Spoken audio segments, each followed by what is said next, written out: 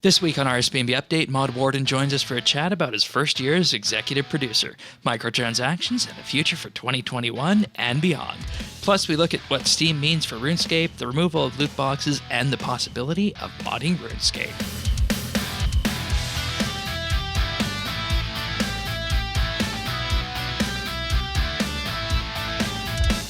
This is RSBANDB Update, episode 797, The Warden of RuneScape.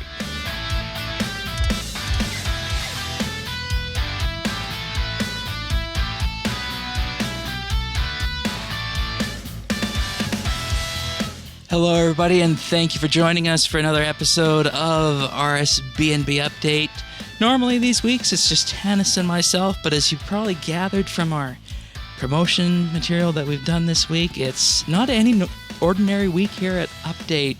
This week, we have Mod Warden, RuneScape's executive producer, joining us, and we're going to talk about a lot of fun things, so welcome aboard, Mod Warden.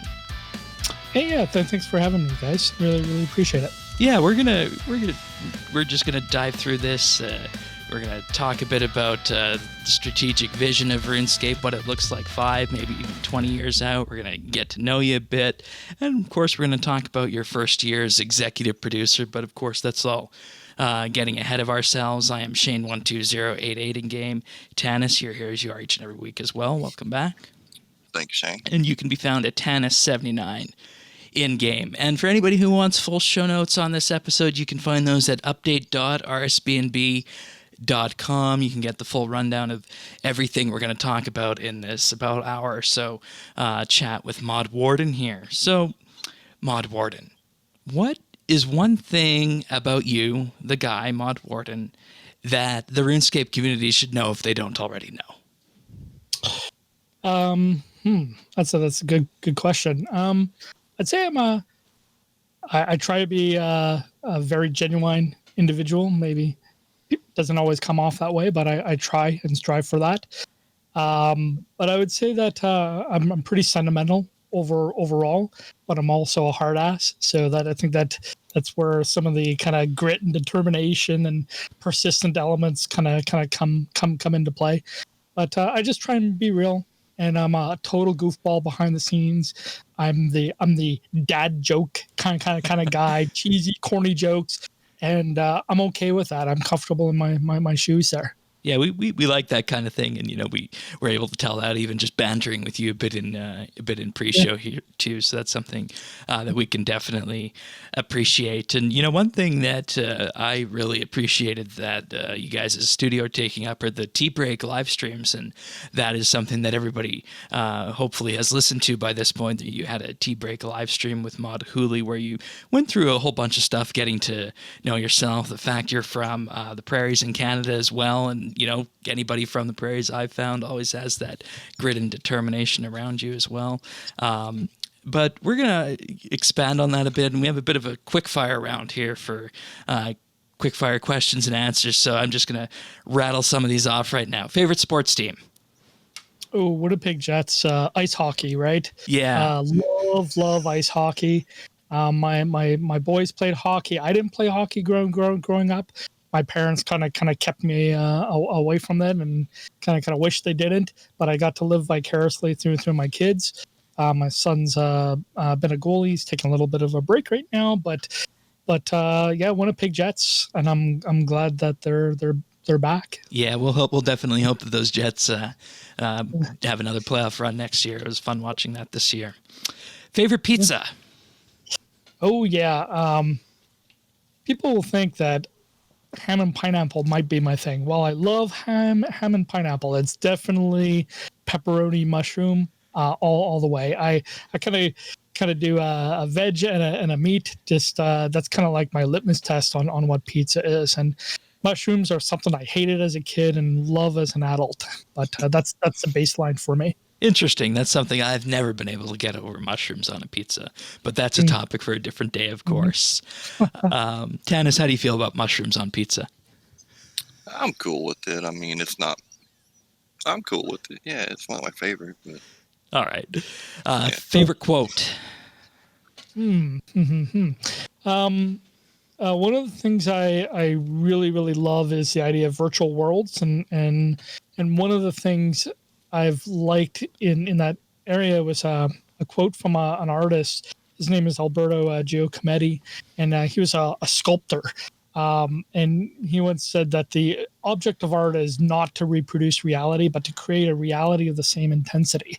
And I kind of look at virtual worlds in that same space, and how we kind of replicate some of our humanity and human elements in the space of escape and fantasy.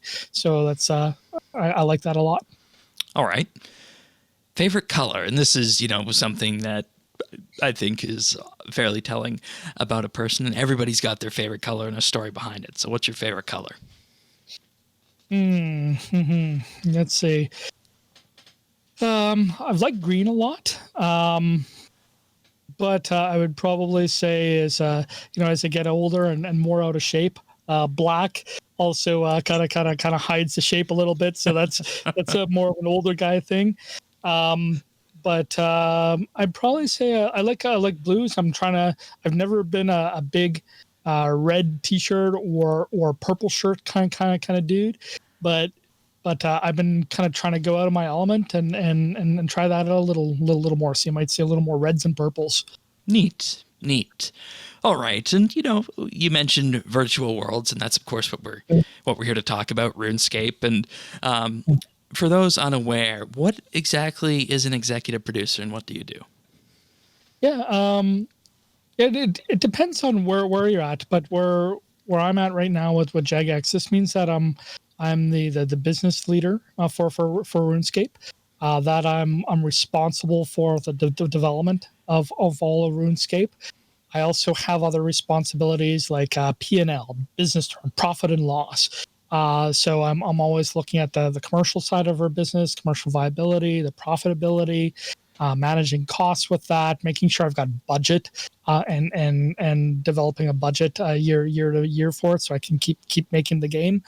That's a big piece of it. Another aspect of it is building teams and leaders, and so really looking at the people side of what we have and how we need to grow them, and not just that, but how we staff against our initiatives.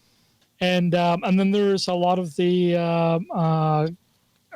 creative elements that I provide a lot of input on, but I have other people that are better fitted for that in the areas of expertise. But I've got to kind of push in each of these areas as well.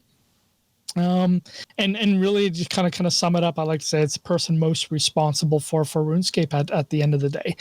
And where I report into, I report into a head of all product at Jagex. And maybe one day we'll get him on a live stream. He's a really cool guy. His name's that'd be Nick Beliath, and it's like super industry vet, and it's just really keen on working for him. And Nick reports into Phil, our CEO. Mod Pips, yeah.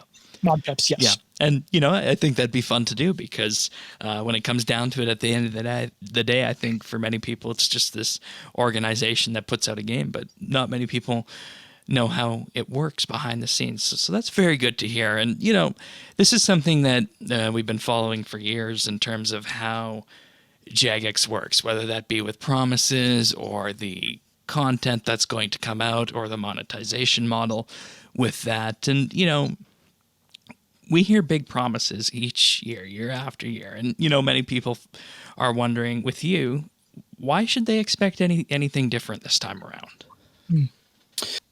Yeah, it's one of the first things I learned about RuneScape, and you might have heard me say this, is I was kind of taking a look at our batting average and just like the things that we say and how we back it up and give me the reasons to believe, and that usually comes in the form of delivery into the game, right? So maybe the way I try to look at things a little more pragmatically is that I want to deliver on promises. I want the team to feel great about the work that they're putting out there, and I want and then hopefully that we get the feedback from the players in the way that it was intended. So I'd probably say it's just I want to if I want to be known for delivering on promise and quality, that would be the bigger things I like to believe that I can bring to the team. But with that comes just a lot of outside knowledge about making games. I don't want to crap all over any past contributors to the team or anything like that. But I have a really wide range of experience that I leverage and tap into. And not only that, it's like I've got a peer community that I've developed over the years. Right. And I reach out to them. I ask for advice. I try and get the lay of the land a little bit, and kind of continue bringing that stuff into the day to day. And the other part of it, I try and be ambitious, and that's one of the areas we haven't really shown a lot in just yet, and that it takes a long time to kind of build up when you're trying to build trust and credibility.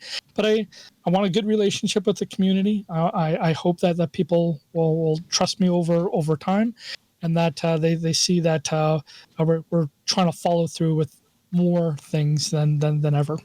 Yeah, and following on from that, I think, Tan, as we've said, we've noticed this before, that when it comes to Jagex, there has always been the question of, yes, we can capture that lightning here and there, but is there going to be the follow through going forward in being able to deliver these updates on a consistent, regular basis, which is something that has been hit or miss before, in my opinion. I think we've gone on that path, right, Tanis?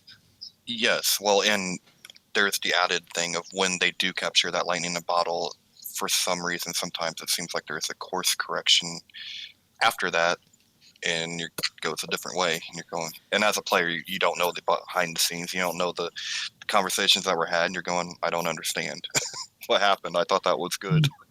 Yeah, it's really it's really hard making games. It's hard to be like in the most amazing position all the time, right? And for forever.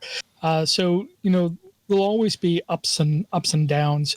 I try and look at what does making a game kind of remind me of, and I kind of draw a little bit of a analogy with how the 777 Dreamliner was made, right? Interesting. It was kind of like the plane that was distributed everywhere, right? You had I think the wings were made in Austin, and you had engines that were made in Seattle, and all these parts were just made by different brains, different teams, even different product visions, right? And then one day they all kind of had to magically all perfectly fit together, and then a pilot had to hop in the plane and fly it, and right out of the gate trust that it's going to work, right? And there's a lot of challenges with that kind of project. There are so many details that are part of making games, and to do a pivot is incredibly hard. To kind of replan or come up with a new idea or try and react to a new bit of information. All these things that come in our day-to-day are incredibly hard. And then it's kind of like combining the creative with the technical, with the business, the community, the social, and then even kind of building out into the other areas of the business. I work with lawyers. I work with HR people. I work with a lot of different elements in a company, and it takes so many elements to try and make a game, or even just put out a weekly piece of content, right? And it's way more harder than I could possibly imagine, and it's even harder to try and get it right. Yeah, and I think that's something the players often just take for granted on that. And you've been around at Jagex for 1 year now as the executive producer, and quite honestly, I think it's safe to say that literally nobody anticipated the situation we're currently in. So that's sorry, go ahead. Yeah, that's totally correct. It's like, yeah, we would have not ever even tried to see like we weren't set up to work in the best way remotely. It just wasn't our development culture. So we went from an area where we were functioning as a on-site business. In a matter of days and weeks, we became a distributed development company. And yeah, we work with outsourcers, and we work with partners, and people remote in occasionally, but we had no idea what we're kind of getting ourselves into. And never mind, releasing archaeology into a totally different Yeah. world. And this is it was, it's a weird perfect storm in some ways, that we actually had something we could give players that were also looking for escape, trying to figure life out. It definitely hit that spot. And, if you look back to last September or October and, barring the whole COVID situation, what would you say you were hoping, the biggest thing you were hoping to accomplish in your first year? Yeah, first year was about just kind of really getting to know the lay of the land. And within that and kind of bringing out product, I definitely wanted to kind of continue with the plan that we were going with kind of like bigger tent poles, really kind of big moments that were in the pipeline. Right. And then it's kind of also looking at the laying of the land and adjusting to the reality of our production capability and shifting gears and trying to provide a place to relax and escape. Right. It's just that wasn't feasible. But in a lot of ways too, it's like I was always, trying to listen to both needs and also what the team wanted to work on. It became more apparent that we needed to release content more frequently. And that we wanted to also have a plan that comprised of smaller, medium, and larger moments, and so on. And it's just that everything just took longer to do, right? Yeah. So we were probably more on a track of having a couple big moments throughout the course of 2020. And where we've now changed to is having frequent smaller to medium moments, and the areas that I want to kind of build into, and we'll hopefully get to chat about this a little later, is what is that kind of longer term content vision look like, right? Yeah, we definitely will. Yeah, but overall, like I also wanted to establish some predictability, and other areas of the predictability that we put in. Things like the yak tracks, right? This was something we were kind of dabbling with prior to me joining. It was, was part of like about a year prior. I guess it's almost 2 years now. It was part of the Premier Club offering and the Premier Pass, right? And it's like, kind of seeing what you're trying to do there and what you're trying to play with, but it wasn't really adding a lot to us. And then last fall came out with our new Premier Club offering, and this became more of a thing. And then we were kind of talking, well, why don't we just make this happen on a regular basis, every 4 to 6 weeks even, right? And that we can plan for, we can develop and iterate, and it's now a thing. And so that was, I would say, something that we was really important to us, and trying to string little more narrative bits into what we're doing. Yes. Yes. Was really important, and I think we kind of nailed it a little bit with the last yak track, right? I started moving through the first few tasks, and just this was discussed on last week's episode, of course, with the lore. But geesh, I mean, I wasn't expecting that kind of quality of lore from something that many people refer to as a microtransaction event, even though it's technically a time-limited event on that front. I I didn't expect it either. Yeah, and it was awesome, wasn't it? And again, these things don't change overnight, right? Like it wasn't like all of a sudden like a yak track or two that ago that we said, hey, the community's demanding more lore. It's like, no, actually, it was just going to take us this long to kind of get this worked out. Like, we didn't have a lot of processes for this, and we had a lot of different ways of working. We're working differently than ever. It's like one of the things I asked the team to do is work on developing a creative brief, a narrative brief.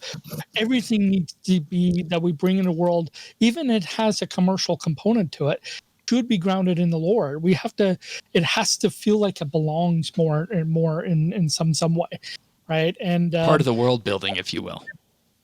That's right. And it's like we got some archaic pipelines and tools to work with, and it just doesn't happen when you want it to happen, unfortunately. Yeah. But we got it to the spot, and I think you'll see more of this style of yak track moving forward. It's taking info from like the grindy bits, and trying to think about new gameplay as well as it's part of that. Yeah, and whenever a yak track comes out, one of the things that I appreciate about it is it gives me a break from whatever I'm currently working on in game, and it diversifies my gameplay. It effectively guides me for, those 4 or 5 weeks that it takes to complete it. And that's something I appreciate with it. And, looking at all of this in terms of this first year, you've obviously made changes that we're starting to see on the surface here, but are there any changes that you've made internally that have benefited players that we might not be aware of yet that you can talk about?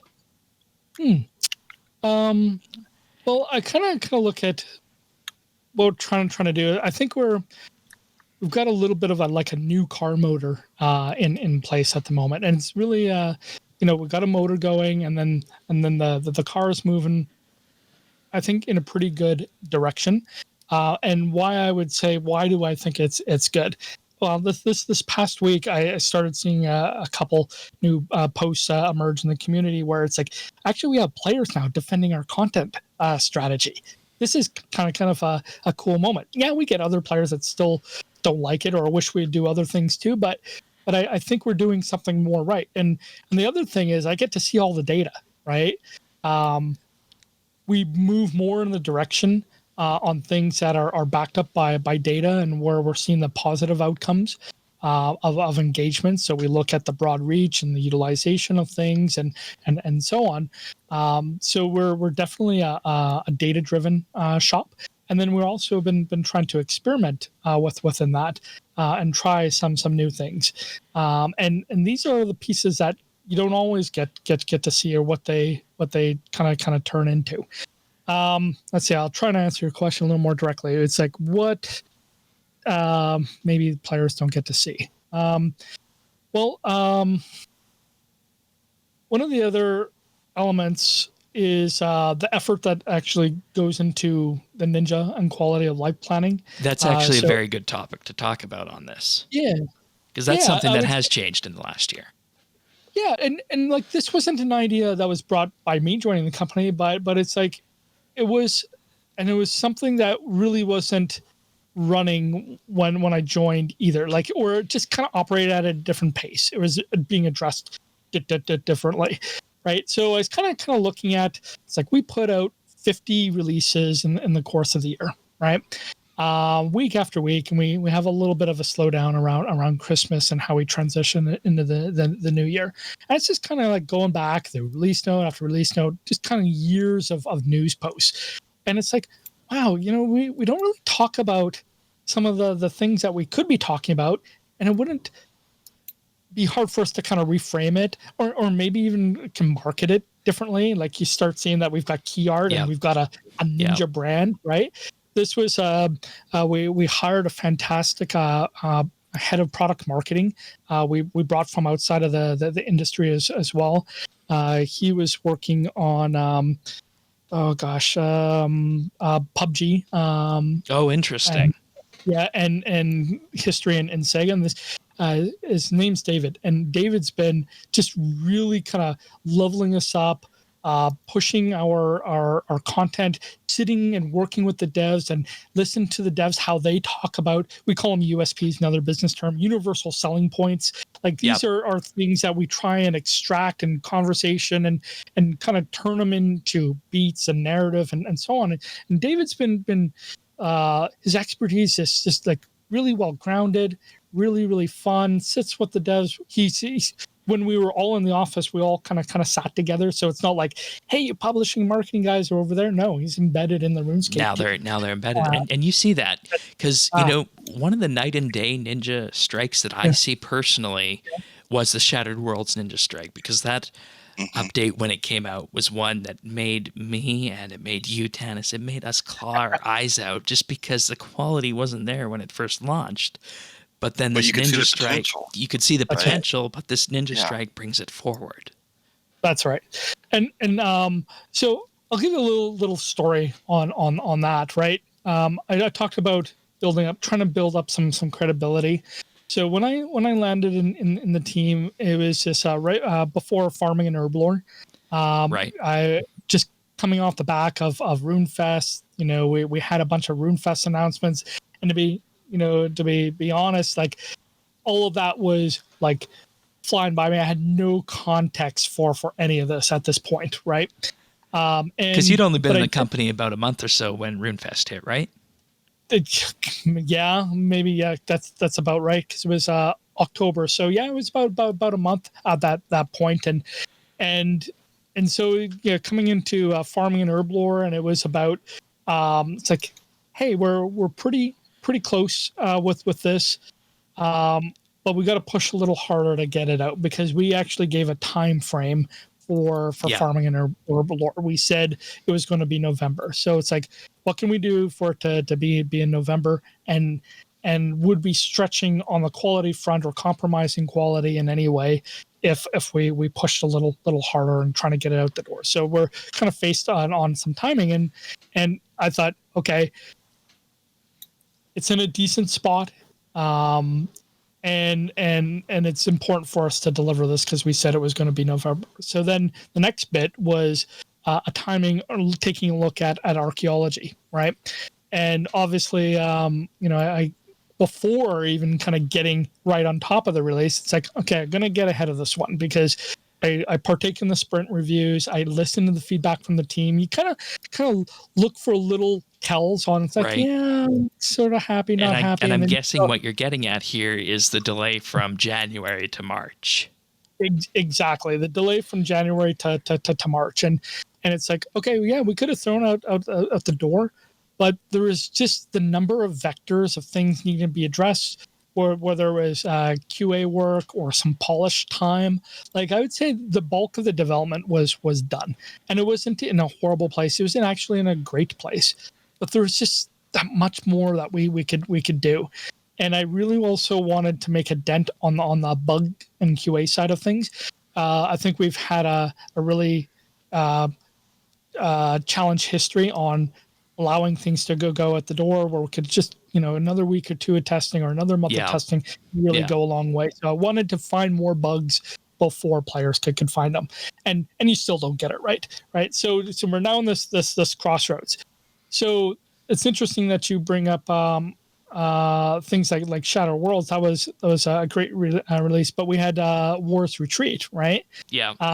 And so we were also kind of looking at, man, it's like, what can tide us over? And this is where War's Retreat came in, into the picture and part of the story. Right, because I remember that shift from talking about, as it was called, PVM Hub as an idea, to the point, okay, we're developing this and it's going to come out before archaeology. Exactly.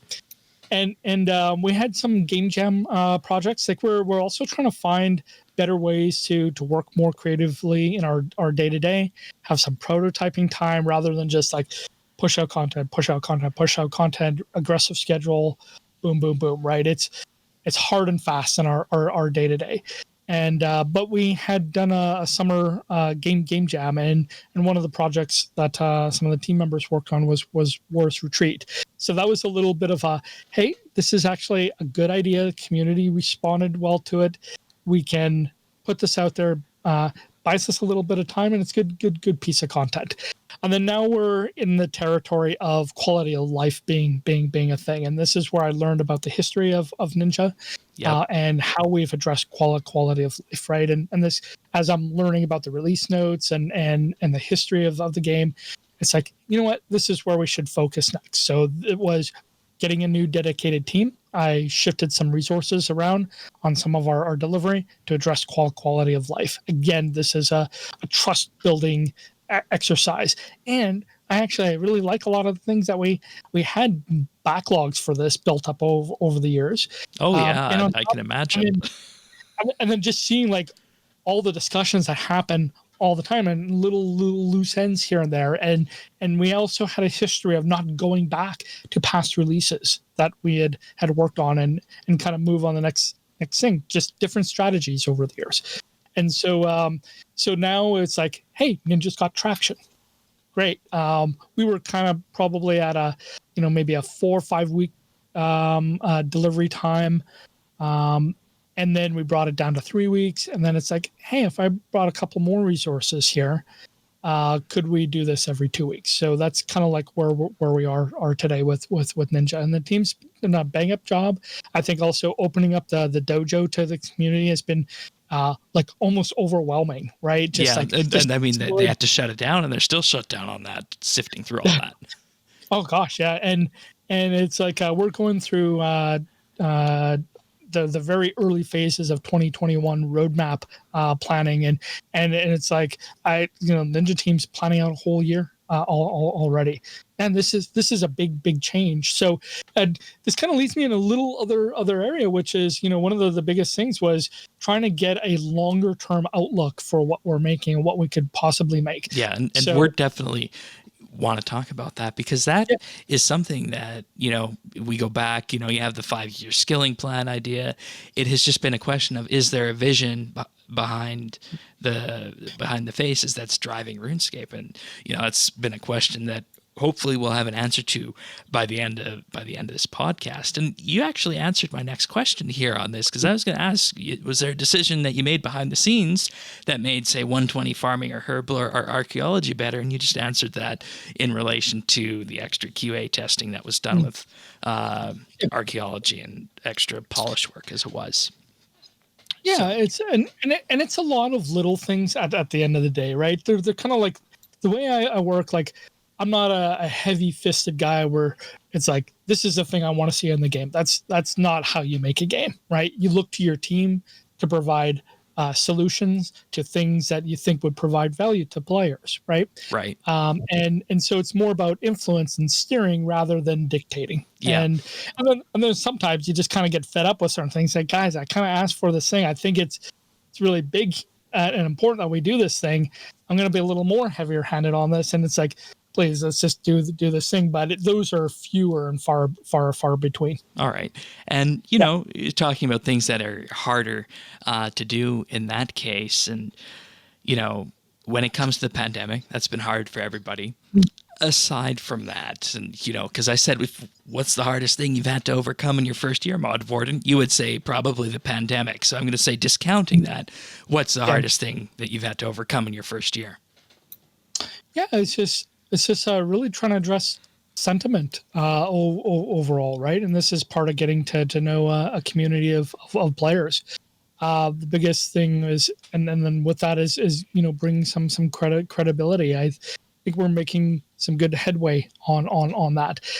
In the more specific areas on our commercial activities or MTX and treasure hunter and loot box controversies that pop up, right? I landed right in the middle of that, and taking a look at that strategy as well was it's like I had to address that really quickly. And folks, don't worry, we will be discussing that in just a short while here. There you go. So, given everything in this first year, hardest thing to overcome, sentiment. And, Tanis, we see this each and every week, player sentiment in relation to the updates and whatnot. And, I got to give credit to Tanis here, because I think it was in one of the live streams in May or June, you came on, and Tanis messages me after watching the live stream, and he says, I think we're shifting back to regular content now. And you nailed that on the head, Tanis. That was pretty well done on that front. And I think it all comes from the direction of this first year on that. So given the hand you've been dealt, Mod Warden, what was your biggest accomplishment over the year?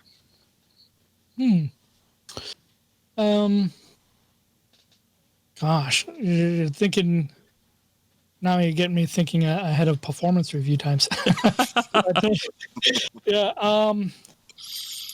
think it's like I think we've got a good content vision in place that is really becoming a pillar in our day-to-day conversation, bring more predictability into what we're doing. But I also want to keep injecting that with some surprises along the way, or maybe I think of them as surprises, or the team thinks of them as surprises. I don't want to put all of the cards on the table at the all in one go. I've seen some of the history with RuneScape where all the cards are put on the table, and maybe 10, 20, 30% of it's accomplished in some years, and maybe better in other years. Or the right? 4-year progress that it took to get the mining and smithing rework done. Oh gosh, yeah, that's right. And so I think it's really more about just establishing a dialogue. I've got a pretty good, I'd say, description of content in the pipeline. We're stabilized in a lot of different areas. We're still really learning to work better as a team behind the scenes. Like it's hard, it's like for example, one of the biggest things that is different with me is that I don't do the monthly reviews. I don't do guaranteed roadmaps, right. and I draw ambiguity to timeframes, right? But what you do get in replace is like, oh, Mod Warden showing up, something's happening, right? He usually stands behind something, or he's going to tell us about something. And that's just a very, very different way of working. It's hard for the team when they're used to one way of doing things, and a new guy comes along and he wants to do it differently. And I'd say I don't have it all figured out, but this is the way I like to work. Yeah, I mean, you're dealing with a ship that has 20 years of legacy behind it, and I can only imagine the inertia you got with something on that front. So, but it's a lot. It's like, in all honesty, it's a lot of fun. I have a lot of day-to-day gratification. I probably work. My wife will kill me for saying this, but I probably work 7 days a week. Like, I always have one eye on the business. Even when I take a day off, the team knows that I try and save the team from another note on Slack or email from Ryan. But I always have. Because I know I sent you an email and you responded on Christmas Eve through the Mod Warden email box.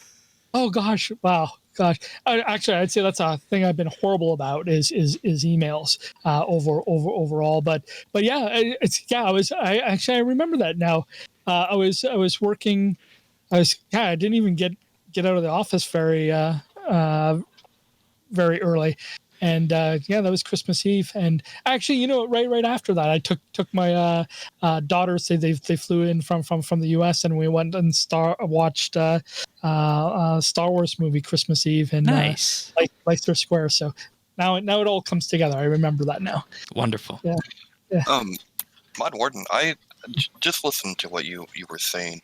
Something just keeps coming in my head. And do you ever feel like you're kind of like a head coach, like the head coach of a team? Because it really I'm noticing so many similarities with that. And I would probably say I'm definitely more of a coaching mentality. Actually, I'm a big fan of the Ted Lasso TV show. I'd probably say I think I identify with Ted Lasso quite a bit. I'm this kind of goofy, optimistic Canadian dude. There's probably a lesson in everything. I probably ramble on just as much as he does. But I would say I'm more of a coaching personality than anything. And, with that guidance, it's something that I think the players need. It's something that your team needs. And, in general, I hope we all come out ahead on this. So if you could just describe your first year here at Jagex in one word, what would that be? I would say exhausting fun. So hard work. I'm regularly tired and exhausted, but I'm having a lot of fun. I wouldn't have come to Jagex and work with the RuneScape team if I didn't think that was going to be the case. But I'm having so much fun, and it's like, wow, first year just kind of went by overnight. It felt like that's a good sign. Well past the honeymoon periods of starting a new job, but I have a lot of fun in my day-to-day. So as we move on, and we just finished talking about your first year as executive producer, we're going to talk about some strategic vision later on. But first, we're going to have a look at what the release cycle for 2021 and beyond looks like first. But before we do that, I'll just take a moment to thank our Patreon supporters for this episode, because, this is something that we could not do our shows without the support of our listeners. So for this episode, I'd like to thank Andrew C., Brock H., Cameron, CGB900, Christian S., Danny W., Diana, Duramax, Jade Gizmo, Jade W., James W., Jason S., Joe M., John P., Kyle, Mr. Ling, Nora, Rastafa, Samantha R., Stubby, The Naked Captain, The Lion, Tom V., and Zant. Thank you for all of your support. It truly does mean the world to us. And if you're wondering what this is all about, you can check it out at patreon.com/RSBANDB. That's where you can support the podcast if you so choose to. For as little as $1 a month, you'll gain access to the entire back catalog of Monthly Bits, our special month-end bonus show. You'll get early access to show notes, and you'll help fund the costs for hosting and production of RSBNB Update. That's all for as little as $1 a month. If you want to go up to $3 a month, you'll get access to a special VIP rank on Discord, a mention on the podcast at the start of the month, and access to high-quality stereo AAC versions of the podcast. For $5 a month, you'll get a shout-out each and every week on the podcast. This is our Insider tier, and you'll gain exclusive access to the outtakes that we use for the clip show at the end of the year, and there just might be some from pre-show on this episode, so stay tuned for that. And of course, packaged with all of this is our monthly bit bonus show, our monthly round table, the Inside RSBNB Update blog post that goes live at the start of the month, and of course, movie night. And if this sounds all interesting to you, you can check it out and learn more at patreon.com/RSBNB. Thanks so much, everyone. Now, we also, of course, want to talk about the heavy-hitting subjects, and you've mentioned time and time again that you need to always back up your words with action, and you need to deliver in order to get people to come on your side and whatnot. And recently, on one of your live stream appearances, you revealed that, of course, RuneScape is moving towards the monthly content release cycle. And honestly, we've been everywhere in the last 5 years, from the weekly updates to expansions. We've had content droughts, and it's felt as though sometimes there's not a single strategy. So, can you recap for those who may not have heard, why exactly did you choose this monthly content release model? Yeah, it was more certainty. I saw actually a more certainty and flexibility in what we're doing. Like, for us to deliver a more of a monthly content cycle, what I'm trying to achieve here, I'll kind of frame it that way. What I'm trying to achieve is a good reason where you kind of take a look at, am I getting enough value out of playing RuneScape? Is there enough in front of me? And will it be there next month, right? So rather than kind of taking that more unpredictable route with a larger, we call them tent poles, sorry for all the business terms, but we call them tent poles, right? So if there is here's this really, really big thing, really, really hard to deliver, and uncertainty in dates because of the complexity of that, well, let's be a little more pragmatic with that. Let's not bite off more than we can chew. Let's do it at a more frequent case, and let's build redundancy in how we do the monthly content development, right? So, for us to do, when we started leading with things like, after Desperate Measures, going into the D&Ds, right? Going in the D&Ds kind of was the start of that plan, and I kind of said we're going to start it small, but we think this is really fun. We all of a sudden spun up multiple teams behind the scenes rather than a couple large teams. So we got smaller teams working in parallel, right? One of the first objectives that was with that is while we try and figure this out, we need to ensure that we have the content. So let's build some redundancy in having multiple teams creating content. Right? And that was going to be my next question. Why multiple teams rather than having only a handful focusing on certain pieces of content? And I guess you could call that redundancy? Yeah, I would say it's building some redundancy in how we get there. And with that, it's for example, you kind of hedge your bets across multiple initiatives. So if one starts sliding on timeline, you can say, that's okay, because we have this other one that is actually a little closer in alignment. Let's shift it a little bit, right? So rather than put my whole roadmap in front of the players, I need a little flexibility so I can be a little more certain in delivering content. And that's the other reason why I don't put a whole monthly roadmap out there. But when we shifted with this end of year or mid-year change, when I came on the live stream the first time, I was like, hey, this is looking green. This is looking green. This is looking green. I think it's fair that we talk to players about this. Right. And it was starting to work out that way.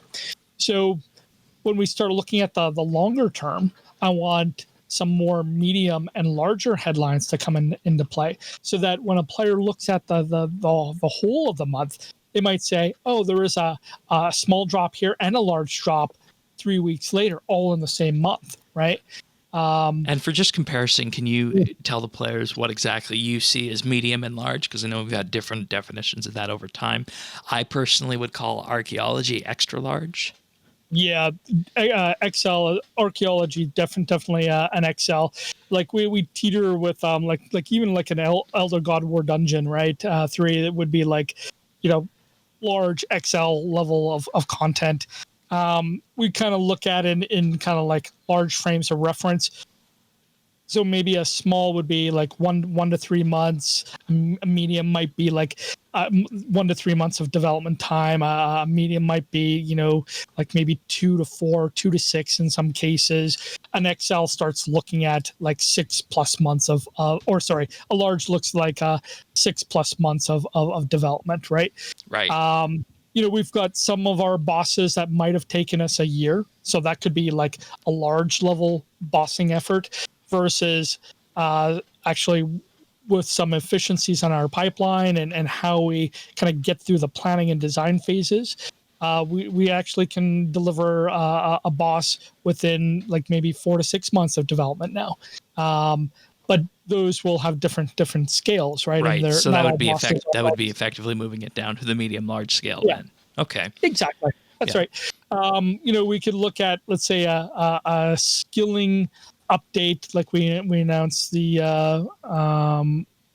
skilling update for construction. We could have taken a construction rework path, or we could have, and that would have taken, much longer time. It's something that we're really wanting to do at some point. Yeah. Are you familiar with how they launched construction back in 2006? No, actually, give me the breakdown. I'd love to hear it.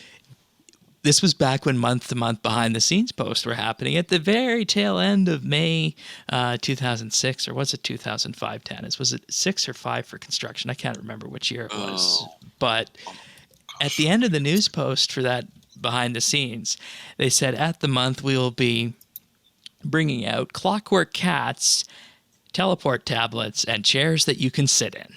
And that was the tease for the construction skill, because all of those things, of course, were made in your player-owned house. And, we open up the RuneScape webpage one Monday late in May of 2006, and lo and behold, the construction skill is there. Oh, wow. So that's how that skill was announced. And then you opened it a day later and found out there was a major bug that killed everybody in the game that was in a certain area. No. So it's just boom. It let people kill people where they weren't supposed to. Yeah, but it's like, like the other thing with the content strategy and coming up something a little more periodic, right? Like, imagine if we put all of our eggs into one large update or 2 large updates a year with some interspersed thingamabobs in between with the weekly releases, right? What if you didn't care about that thing, right? All of a sudden, it's like, wow, now you have to wait for another big beat. I think you're talking about what was tried with expansions. Maybe, yeah, and like also like I looked at, and it's like a lot of people did this legwork for me on the team. But one of the things I had asked was like, give me the history and breakdown of all the different types of ways we tried to release content. And of course, we did the expansion level pieces. We did some of the smaller mediums. Like we even had a regular period of time where we released content fairly predictably. And then, sometimes we just focused on the XL stuff and other times just really, really small things. and we've never been able to do all of that all in one go, right? And I'd actually say we're still not able to do small, medium, large, and XL all in one go. But I want to move us into that direction. And what we're seeing now is the traction we're gaining for this. But for me to get those larger elements on the place, I've got to build some new teams for it. I've got to make some pitches for what I want to do or what the team wants to make in these spaces, right? Then I've got to get, the other part of me working as an EP is managing and chatting upwards with my SVP and mod pips and so on, and bringing them along on that journey and making sure that there's a solid case and ground for it. I don't want to operate a reckless business that just spends or whatever. I want to invest in the right ways, right? Because I want it sustainable at the end of the day. Yeah, that's very, very important. Yeah. And, this strategy is obviously going to be backed up with the Ninja Strikes, as we've talked about, the time-limited events like the recent Traveling Artisan and Yak Tracks. We got Halloween coming. And Christmas. Yeah, the TLEs, the time-limited events, especially like the more seasonal stuff, like Christmas and Halloween. This is kind of an interesting spot in the game industry, right? Because all the other games are doing events in this area. This is also where you're kind of competing for eyeballs. Right. But what's great about it is that it's holiday time and for people. And, there's elements of pop culture that makes its way into there and so on. And it's like, I think we can do better in this area. And so, yeah. And Christmas and Halloween are some of the times in RuneScape that have my best personal memories of just, the friendships and the communities with that. And, it's just so wonderful that they're going to be invested in, because I know on the recent live stream, you also said that you're going to bring them forward with some regularity to them and iterate on what. Look, I wouldn't want a future year to go by like, are we going to get a Halloween event this year or not? It's like, hell yeah, we're always going to do Halloween events, right?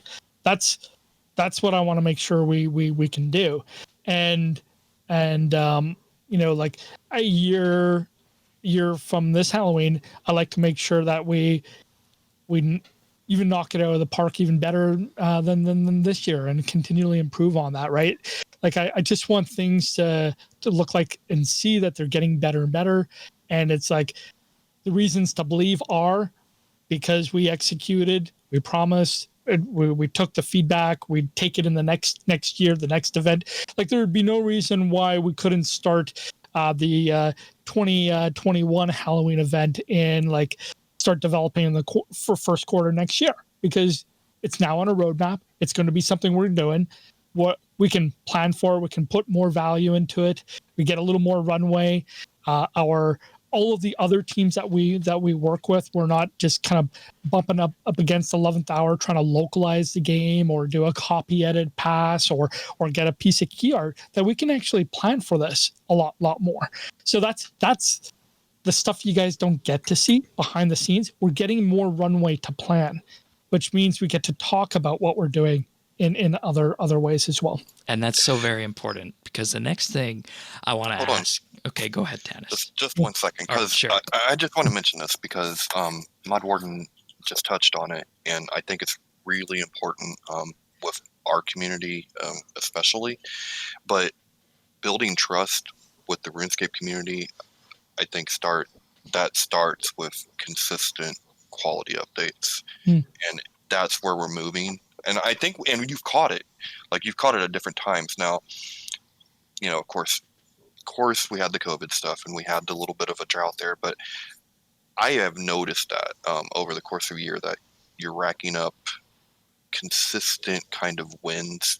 You're consistently putting points on the board, and I think that's how you reach the RuneScape community, because that is what you will see on certain forum places that people are complaining about the most. Like the absolute most is always to do with bugs and lack of content. Once those things are addressed, I think you're going to have a lot of trust with the players. Yeah, and it's like usually like when I've interviewed for a job in the game industry, it's like I usually get to the point of I love putting smiles on players' faces, right? That would be like the ultimate gratification for me. Don't care about anything else. I just want to see the smile, right? Not always able to nail it, obviously, but that's what I'm shooting for.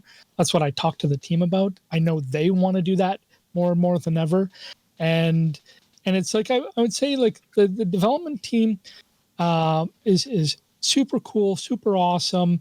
They're a lot of fun to work with, and it's not just things that I'm bringing, right? I'm coaching, I'm leading. I have to, move us into a certain direction, or sometimes I don't have all the answers, right? And sometimes we're going to be testing some things out, but they really love making RuneScape. We have very low turnaround in employees at JegX. That means something because they're working on something they really, really believe in. They don't want to ever see disappear. And right? one thing I've seen with your studio is that you guys have a huge proportion of employees who actually play the game, which is something you don't really see in many other game studios. Yeah, it's all over. It's all over the place, really. It's like coming from before JegX I was over at Blizzard and I worked on Overwatch, right? So it's like I played a lot of Overwatch. I played a lot of Overwatch even before I joined Blizzard. It's not always going to be the case, though, right? And not every game is the right game for everyone to drive enjoyment. Like there'd be no reason why I would expect the entirety of the RuneScape team to that'd be like their only game that they ever play. Right? I want them playing other things. I want them to see what the landscape looks like. I can totally imagine, it's like when I was working on Mass Effect, day in and day out, you're doing the daily play tests and so on. It does become wearing on you, right? So it's hard to find that day-to-day enjoyment sometimes, right? Because you're just going through so much of it. Yeah. And that's the reality of game development. But one of the things I am looking for us to be doing is doing more playtests as a team, reviewing content as a team. So we meet as a team every 2 weeks. We call it a sprint review. Our sprint comprises of 2 weeks of development, and every other Wednesday, we spend the first half of the day reviewing all of the work as a team, whether you're in the live ops team, the episodic team, the core experience team, and mobile and so on. We've now framed it as we do a little bit of a narrative in the beginning, and we get some of the product leaders to talk about the direction and boom, boom, boom. And so we do that every couple of weeks. One of the areas that we could improve on more is a daily playtest mentality.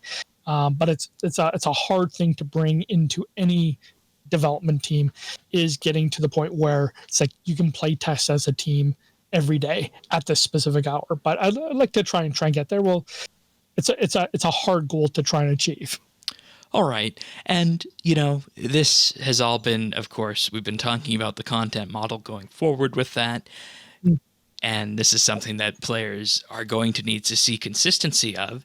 And I guess this is a big question here. Can you commit to carrying this model through 2021? Yeah, it's our plan for 2021. I would say where the difference in it is I want to scale it better, right?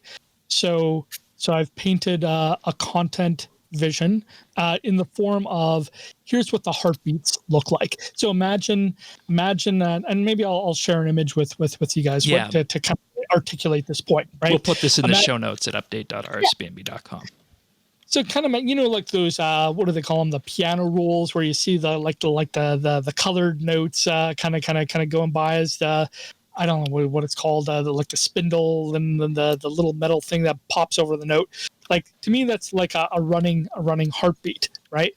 And so I want to continue to scale up the number of teams that I have, building small, medium, and large content. The predictability that you'll see is a headline item. I like to get a secondary headline item and maybe a tertiary item. And I kind of frame this as this is what we're working towards. It's not going to be there in January, but we're going to continue working more in this direction. And for me to be able to do that is that, like, instead of having one or two smaller teams working on things, that maybe I've got 3 or 4 smaller teams, and maybe 2 or 3 mediums, maybe a couple large teams. Right. So then kind of building in this scale and redundancy into our plan, so that we can shift if we have to, and the player doesn't get the impact of it the way that we build for it. And we're still going to see quarterly yak tracks. We're going to see continued experiments in our commercial space, or how we're looking at treasure hunter promos and other things that we want to experiment with. And we're still going to do the DXP live events. There's still going to be the 4 events that we have in plan. I don't have any plans right now to increase them. We're pretty happy with 4. Good to know. Yep. And actually, that's actually a pretty important piece for another segment of our players, are those DXP live events, and we've taken a lot of feedback over the last year, and we tried a lot of new things, and I think they've been very positive in general there. Let's see. We're still going to have a ninja cadence. We're shooting for a ninja drop every 2 weeks. So 2 a month then. Yeah, two a month.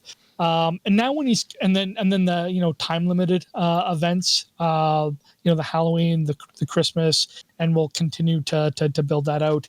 It's like we had a really good showing with our summer event, the beach this year. When we were kind of first looking at it, it's like I think had mixed reactions with it. Yeah. But the overwhelming player feedback, and when we actually looked at this, like, wow, this was a really, really engaging event.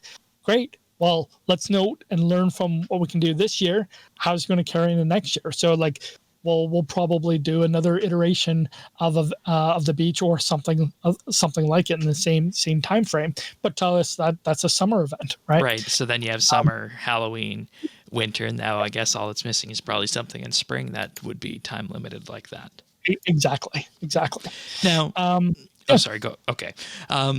You say you're not a roadmap person. You've been very, very clear about that. And, we come from an era in the past where we had week-to-week update videos, month-to-month update behind-the-scenes videos. Now, many people, when they see this, when they see the new Warden in town, so to speak, with this,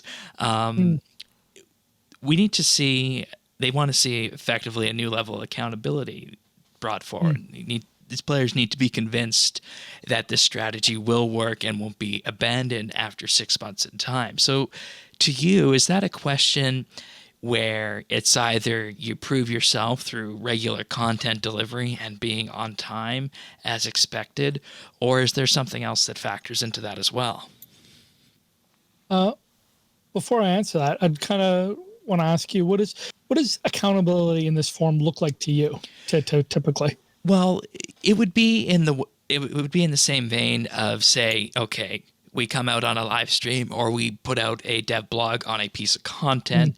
This content is either late or it doesn't tick all the boxes that were promised, or it's, in the same vein as something like the mining and smithing rework was, where it's promised at a Runefest and then it gets dragged out years. Are we going to be in a situation where we're not going to do that, either by you holding the cards closer to your chest and not talking about it until it's ready, or is there going to be something else associated with that you can do?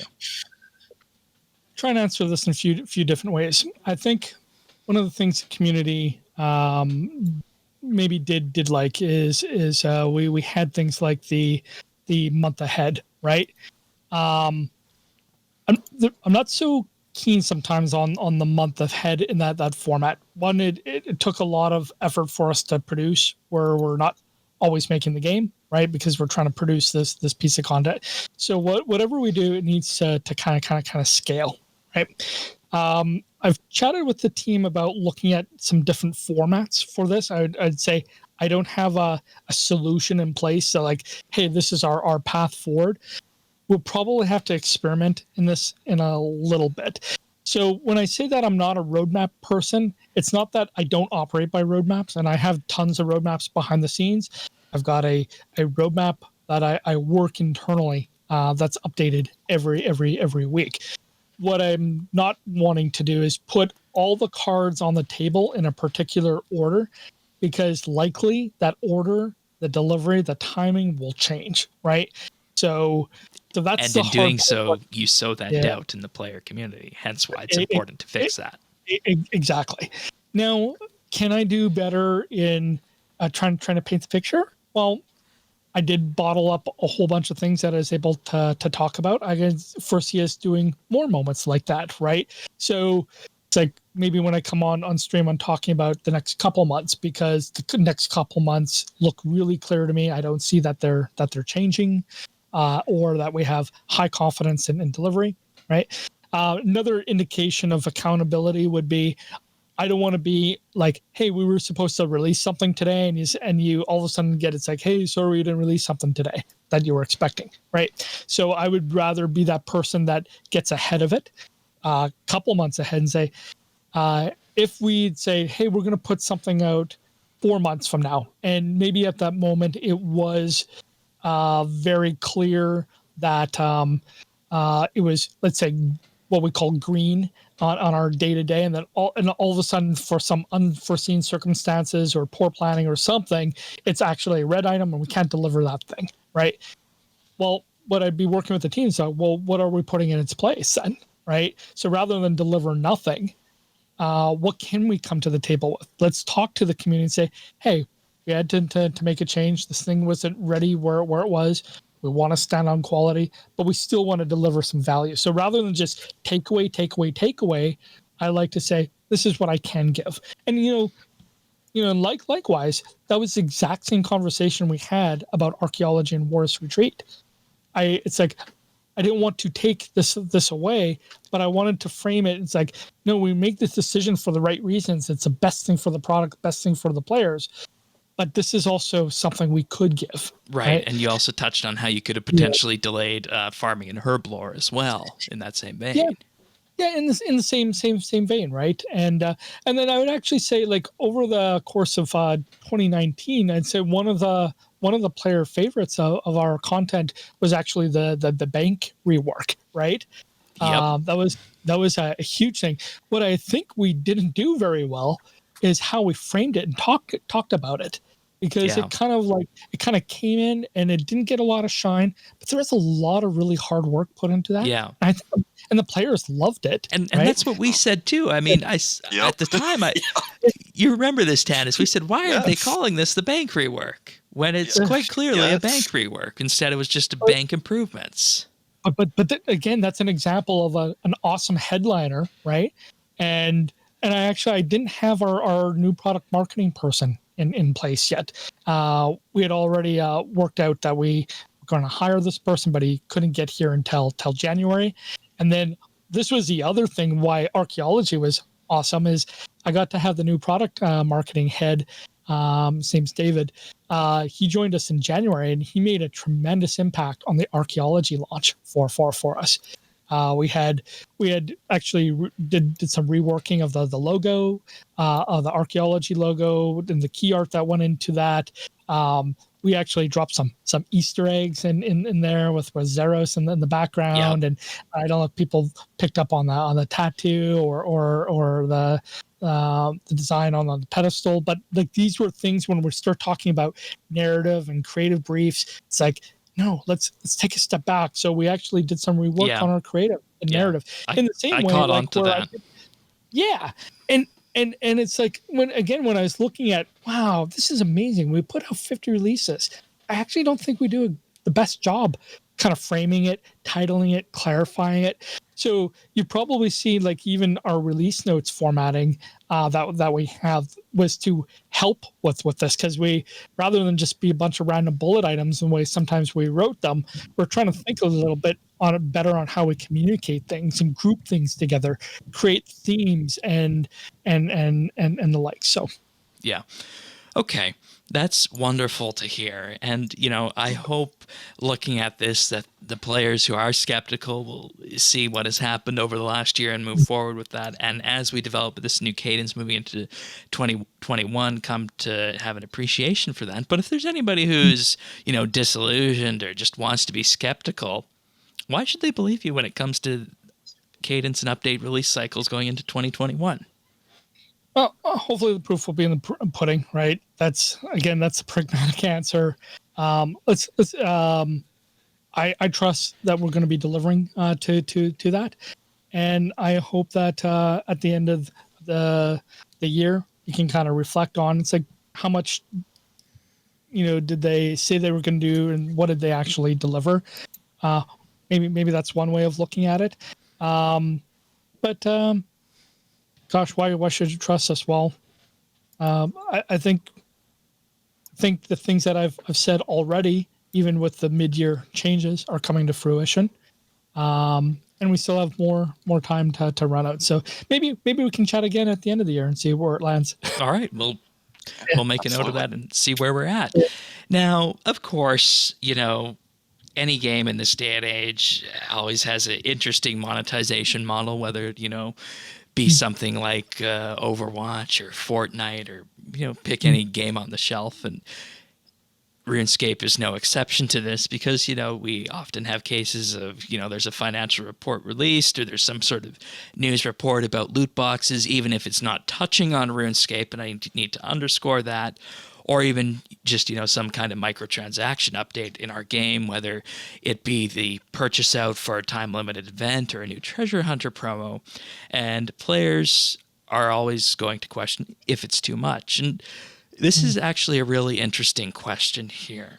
How do you get that right balance between microtransactions and not? How do you strike that balance? Well, I'll give a little kind of preamble here. I've been fortunate to join the game industry, and I've got to try and define a lot of different business models in the game. So when I got started, it was all about the premium box model, right? Making console games. You go to the store, you pay $59.99, boom, boom, boom, right? And at that time, the extended revenue also came in the form of, it's like, this was kind of like some of the emergence of almost like a live game model, if you think about it. And yeah, it started off with a commercial perspective, but if you look like a game of Mass Effect, and this is pretty much the same for any console game, most of the revenue is gathered in the first 60 to 90 days on a console game. And that's where it's kind of like this hockey stick look when you look at the data, right? Now, anything beyond that, it's kind of like all the activity falls off, the income for the game falls off. It's like you're done, you're spent, you're done. Move on to the next game.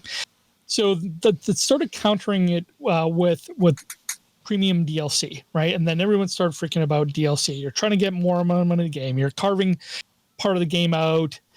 Just so you can commercialize it. And I think for some companies that was the case, but for the bulk of the game studios, they were trying to actually, we want to change the shape of the hockey stick. We want to change the shape of engagement. We can put this premium DLC out. It's like the bigger publishers, the Activisions and EAs and so on would do this roughly about every quarter, or you do 2 or 3 a year. And that kind of involved in things like not the battle pass, the online pass, and it's kind of like the subscription buy now, and you get all these different elements. Right. And then a couple of years go by, we also now start venturing into the free to play world, and the economics for free to play to really work is based off of microtransactions, right? And then you've got some games that have subscription models and additional things to monetize and so on, right?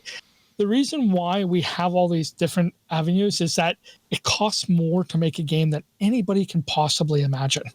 And again, there is a cost exercise in here. It's hard to like, do we need to ask for hundreds of dollars up front for all the economics to make sense for a game. No, that it just doesn't work that way. People don't have that. People don't want to spend that on a game. That's right. And then also on the free to play side of things, the economics, you need a massive volume of player. You need like 5 million, 10 million DAU or MAU, sorry, to really have a sustainable, healthy, economically positive monthly average users, I'm guessing. Yeah, monthly average users. Sorry about that. And it's like, so there's a set of economics that work for that, and not everybody can be the Fortnites of the world or the CS:GOs of the world and so on, right? And so this is one of the reasons why we kind of look at like, okay, we got to try and do something here to kind of make it all work, and we want to keep making content, and then the other part of the story is this content period of content delivery, right? When we were trying to figure out the live game model and change the shape of the hockey stick and the engagement perspective, this is where it's like, oh, okay, well, maybe we do expansions, maybe we do blah, blah, blah, blah, and so on. So I think in past streams, we talked about that subscription alone isn't just everything that we need to make a healthy game, right? And so what we try and do in the backside is, we're not in the form of just trying to gouge. Like, I'm not looking at how do I get another $2 or £3 out of someone. That's not what we do. What we look at is we look at the averages and the means and where we lie against industry benchmarks, and we fall a line in those industry benchmarks.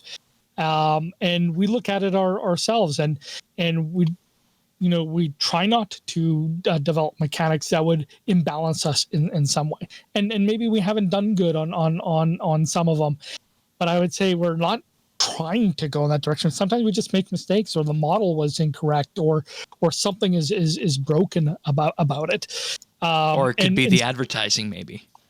Or timing, and sometimes these things just don't work. Like, and that's why we've also upped our game on our experiments in what we're doing. But we're doing that, right? So it's not all about Treasure Hunter at the end of the day.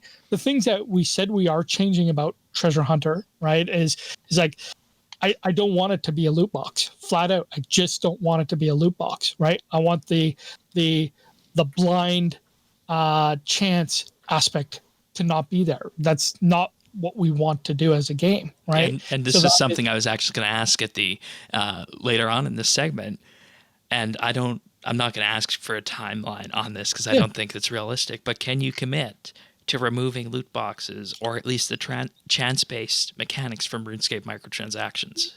Yeah, I want to remove the blind chance aspect of it. I want it to be transparent. I want the odds, if we have odds even, right? And I don't even know if we'll stick with as a content plan in the long term. We might actually find other experiments that are actually better, right?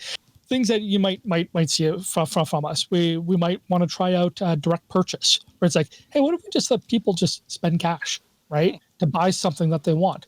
Is there any harm in that? And it's like, we'll probably want to experiment with that a little bit. Tanis, right? how do you and your high-end XP skilling community feel about that? Because I know we've talked about that before. Yeah, no, I'm pretty firm believer that that's the way it should be anyway. We're not getting rid of microtransactions, so I think you should get what you pay for and know what you're paying for. Exactly. So I don't think that. Now, as for like on the high level skilling, look, here's a dirty little secret that maybe a lot of accomplished players aren't going to tell you. They all use bonus XP. Okay, all of your 5.6 bill people, it is baked in the cake that half of that on certain skills is bonus XP, right? So, yes, will you hear people rant, rave, cry, rip their clothes, tear their hair out? Yeah, you will. But I don't put much into that because everybody is using it. And as long as there's an option, that makes it so that you don't have to personally use it, I don't see anything wrong with it. Yeah, like we don't want to make mechanics, or even like I also don't want things that aren't accessible to you, just because you'd have to spend money to get it. So I like to find alternative ways for an economy to build around items that they're just always accessible to everybody, right? I think we should take a harder look at that area as well. Yak Track is an interesting avenue as well, right? All right, that's where I wanted to go next, so I'll let you continue on. Yeah. So like obviously it's a battle pass system, right? I actually been experimenting with these systems for many years. One of the first things that I had done was something called the Cerberus Network on Mass Effect 2, whereas trying to bring kind of like free content into play, unlocking certain times, boom, boom, boom. There was like a premium path to it. There was a free path and so on. And then even working on future games, there's a couple things that the public didn't get to see when I was working on some Star Wars games. Were actually kind of precursors and tests to this, and then Valve did the systems as well with Dota and CS:GO, and they do an amazing job at that. And then obviously, I spent some time at Epic. I had a lot of input and push into these systems in two different games. One being Paragon, which was a MOBA, and the other was Fortnite as well. And we simply looked at the best examples of this, and then they're the ones where here's a really kind of like the very kind of basic paid way of doing things. But what we're trying to make Yak Track to be is kind of like an engaging content system that, yeah, there's a commercial component to it, but we also want it to be fun. We want it to be a narrative. We just don't want it to be basic. So we're going to continue working and evolving the system. Maybe one day, like we're not there yet, but maybe we can move away from some of the other things and just put more stock into Yak Track. I would love that. And on yeah. that same vein, one thing that you guys did that I thought was a really good idea was making all the Yak Track cosmetics purchasable after the event for Ottomans if you missed them. That was wonderful. Yeah, it's like this is where we're looking at kind of like the fear of missing out, and the fear of missing out was also when we evolved DXP Live. That was also a big stressful point for players. Like, I can't do this weekend, or it's like for me to take advantage of everything, I have to play the next 48 hours and not eat and not, like, that's not healthy, right? And so we changed those mechanics up, and like even to the point where it's like, gosh, what if we just gave them a toggle, turn it on and off when they wanted, right? So they have a little control over that, and like we're not trying to be like over the top or predatory in these areas. It's just sometimes we're aloof, right? Sometimes we don't get it. Sometimes we haven't figured all the things out, or sometimes they're really hard to do with the systems that we have, but we have evolved them, right? And even like you were mentioning the bonus XP, right? The reality with the double XP elements, not everybody has the time to give, like, and that's another consideration as well when it comes to microtransactions, whether you get the lamps from Treasure Hunter or you at some point in the future you just buy them outright. That's right. And so it's really a convenience thing, right? Like, you can accelerate things, you can still be part of the conversation. You like, I get, we have some really hardcore players and they want to be purists. Like, I love that too, right, about the game. But we try not to force it in any way, and we like to give you an option about it. But the reality is that players are highly engaged in this. Now, I don't want to be over the top with it. I don't want to be in this area of it's like, oh no, let's just do it every weekend. Like, no, we're not going to do that. I think we can build up some demand and pent up activity, and players can maybe plan for it if they know that we're going to do for a year. Like these are things that I think are okay. And I want to keep improving the value. I just don't want it to be as a double XP event. In some ways, like, we're experimenting with some mechanics that no other double XP plays that I've seen are doing. Like, there's some interesting things happening in Call of Duty, of course, Yeah. but we're trying some new things, and we're going to continue to keep trying. And RuneScape's always been an innovator on that, even on the free-to-play side of it. And, you know, with that, and we were just talking about Yak Track and Oddments, could you see us moving to a future at some point, if it was popular enough, where cosmetic overrides in the Yak Track system are the primary form of monetization, kind of like you have in Overwatch? And you could... Quite possibly, yes. And then I think what really helps players is it's kind of an interesting thing, because when I think about RuneScape, there's a lot of depth to RuneScape, right? So if I saw that as a pillar, and I do believe that the deep and engaging depth is something unique about RuneScape, how do I ensure that it's there in a system like Yak Track, but at the same time, so that it's approachable and not a pain or a grind for people, right? Because I still want the system to try and be fun at the end of the day. But to answer your question, it's like, yeah, that could be one of our versions of reality here. But it's like, we model things out, we put tests in, we say, are we growing this? Is it declining, and so on. Like you know, even on the treasure hunter front, like we even tried some new mechanics in with, like, say, crystal capsules, right? And then what we do behind the scenes, we look at, you know, the performance engagement. We even look in on the sentiment front, see if we're kind of moving some directions. But you know what? Long term, we might not even be down that path. And the other thing is, like, what happens if the world gets bored with battle pass systems, or somebody comes up with a new thing? I'd rather be on the side of trying to innovate in this area rather than kind of follow, rather than copy and paste. Yeah, exactly. Okay. And so it's like, if there are other things, like, I'd like to try and experiment with something we don't even know about yet, right? That's a possibility. And then the other kind of unique part of this is when you start looking at bringing these systems and ways that people pay for playing, right? When you look at a global scale, that dynamic changes quite a bit. So, like, for example, you can look at the totality of the Middle East, for example, right? And this is a really kind of widespread area, and areas that I look at in the game industry. I've been looking at the Middle East for 4 years. There, I think, are 23-ish Arabic-speaking countries in there, but they really kind of follow into very different economic zones, right? Right. So would it be right of me to ask for the same amount of money from in one place where it's just the economics are completely different in the other? So I'd say whatever we do, I'd like, again, for it to be approachable. And then mobile adds on another dynamic, right? So rather than us, you know, as PC or Mac players, right?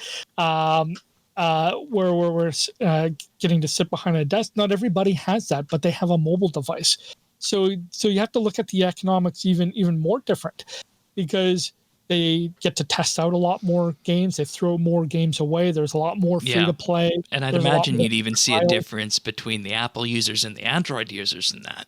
Yeah, exactly. There are differences here. And so, like, you churn players very, very differently. So maybe I have to look at those economics even slightly different.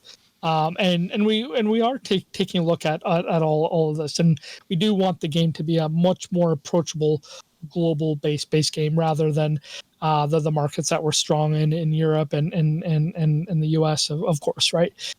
So yeah. All right. And, you know, one thing that has also, of course, been a question throughout this entire year, and all the questions about microtransactions and whatnot, has been the fate of oddments, and whether or not that could become a currency that's used for purchasing, say, XP lamps or bonus XP. And with that, you purchase a sack of oddments, and you can use that to buy your XP or bonus XP, for example. And maybe even you could earn oddments in game that way, and that would just be another way of removing blind chance, because I know that's something we've talked about before on the podcast. Yeah, and also like, look how many currencies we have in RuneScape, right? Yeah. I think it's overcomplicated. While I appreciate the depth, it's also very overcomplicated. So I'd actually say that we're actually looking at the totality of the currencies in the game. This is going to be a very long process to so that's work still out. being worked on, because I know Mod Mike talked about it at some point, but we really haven't heard much of an update. Yeah, actually, I'll get him on and give you guys an update soon, and just, you know, I'm not sure how much we have to talk about this time, but I think it's worthwhile getting back on. But yeah, Ottomans is very, very unique in this area, right? But I think we can do something by simplifying and giving players smarter control over the currency that they have, and I think it can be some alternative ways to have a commercial path to the game. All right. And, you know, I guess just wrapping up this segment, I think if we want one thing the listeners to take away from this is that you have committed we don't have a timeline for it, but you have committed to removing chance-based mechanics and blind chance from the loot box and what system. we're doing. And what we're doing in the meantime, right? We did an experiment, a fairly quick turnaround experiment. You saw that, we had the glass case, right? That was kind of a little nod to transparency, right? Well, let's start off by showing players what's in the thing, right? And then it was about publishing drop rates, right?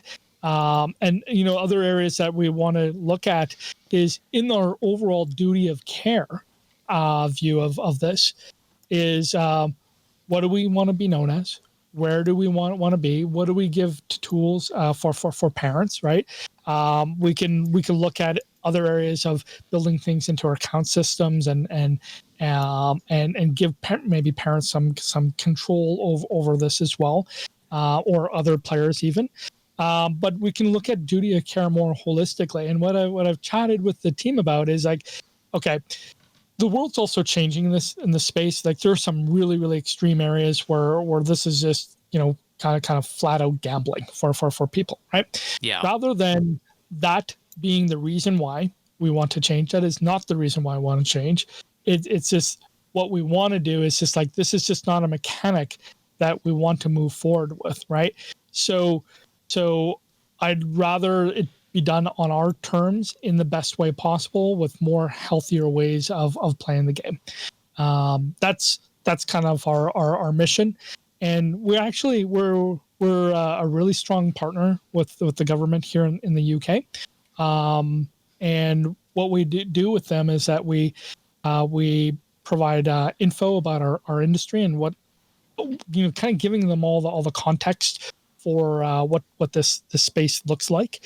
We also talk about our role and how we work and what our future looks like a little bit, and our approach and our attitude towards it. So that's what we also do in the background. And I think the world's going to see a lot of changes. And I totally hope the world changes for the better of gaming in this area. That's wonderful to hear. And, I think whenever we talk about microtransactions in a game, it's always seen as, the folks in suits in a smoke-filled room saying, how can we get the most money out of the players in this day and age and whatnot. It happens, in some areas of our industry, like I've seen it, right? But it's not the way I want to develop RuneScape, and it's not the way JGX wants us to develop RuneScape as well. So yeah. All right, that's good to hear. Tanis, you have anything else on monetization or oddments that you want to get off your chest? No, I mean I look forward to the day that we have one currency, and it's less confusing and just easier. I applaud you in your decision to try to get rid of chance-based mechanics. That's always been a pet peeve of mine. I don't necessarily have a problem with Treasure Hunter, but the chance-based stuff, I do, and I completely agree with you. Like, it just is not a mechanic that is. Yeah, it's kind of odd, right? But like even me growing up as a kid, I collected trading cards. If I had, that's exactly what it is. Right. It's another version of that. It's like, it's no different than a pack of Pokemon cards or baseball cards, Star Wars cards, right? And It's just manifested in a digital way. So I'd say they're the same thing in my mind. Maybe I'm old, but I think they're the same thing. Yeah, and one promo I think that went over really well, and I think we jumped all up and down about it. And, we don't encourage people to spend in certain ways on the podcast, but the 1 week we did that was when you guys did the cat promo. I think it was the Meowsketeer, it was called. And this was the first time and the only time I've ever done this. I said, if you guys want to see more promos like this is your weekend to go out and buy treasure hunter keys if you want to support that method. Yeah, and it's like like, please vote with your wallet at the end of the day, and continuous giving us feedback. Please pat us on the back if we're doing something more well, and shout loudly, and where we're still sucking, right? But just hopefully this gives a little peace of mind. We work on this all the time. We've hired some new people to help us out in this area as well, and it just takes a long time for this to unfold. Like, even doing like commercial simulation is a task in itself. Or how we balance the game, right? Like, even some of the Ottomans challenges that we've had in recent days, just right around balancing. Like, we had no idea that this promo and that promo would collide in such a way. It was such a weird edge case. Well, guess what? It's more edge case testing like that is now covered in our daily QA plans. Do I anticipate us making more mistakes in the future? Absolutely. We're not intending to. We don't have all areas covered, but and the way I see it, making mistakes is human, and one of the best ways to learn is to make a mistake. You have, for example, the case of the 15-year-old working at a grocery store, drops a carton of milk, assuming back in the old days they were glass, shatters the entire thing. Do you send the kid home and fire him? No, you use it as a learning experience and move forward. It's funny that you bring that one up. I actually try and train myself a little bit to not even look if I'm present to that, because I can only imagine how that person feels and what they're going through. They don't all of a sudden need 800 eyeballs all of a sudden looking at you and make you feel like shit at the same time. Yeah, absolutely. And this, as we move forward, this is something that we need to talk about, because RuneScape's celebrating its 20th anniversary this coming July. I've been around personally since 2002, started in earnest in 2004. And with that, how do you approach something with that amount of legacy behind it? What is even one of the questions you ask when planning ahead? Yeah, so like first out of the gate is like, how do you handle the birthday itself, right? The day that it happens, 20th anniversary starting in January. I see this really as a year of celebration, right? So what I would foresee from us is, how are we celebrating the course of the year? Then there's January 4th. The day most people get back from work. Yep. Like, we're talking about, what do we want to do on that day, right? How do we want to celebrate it with our community?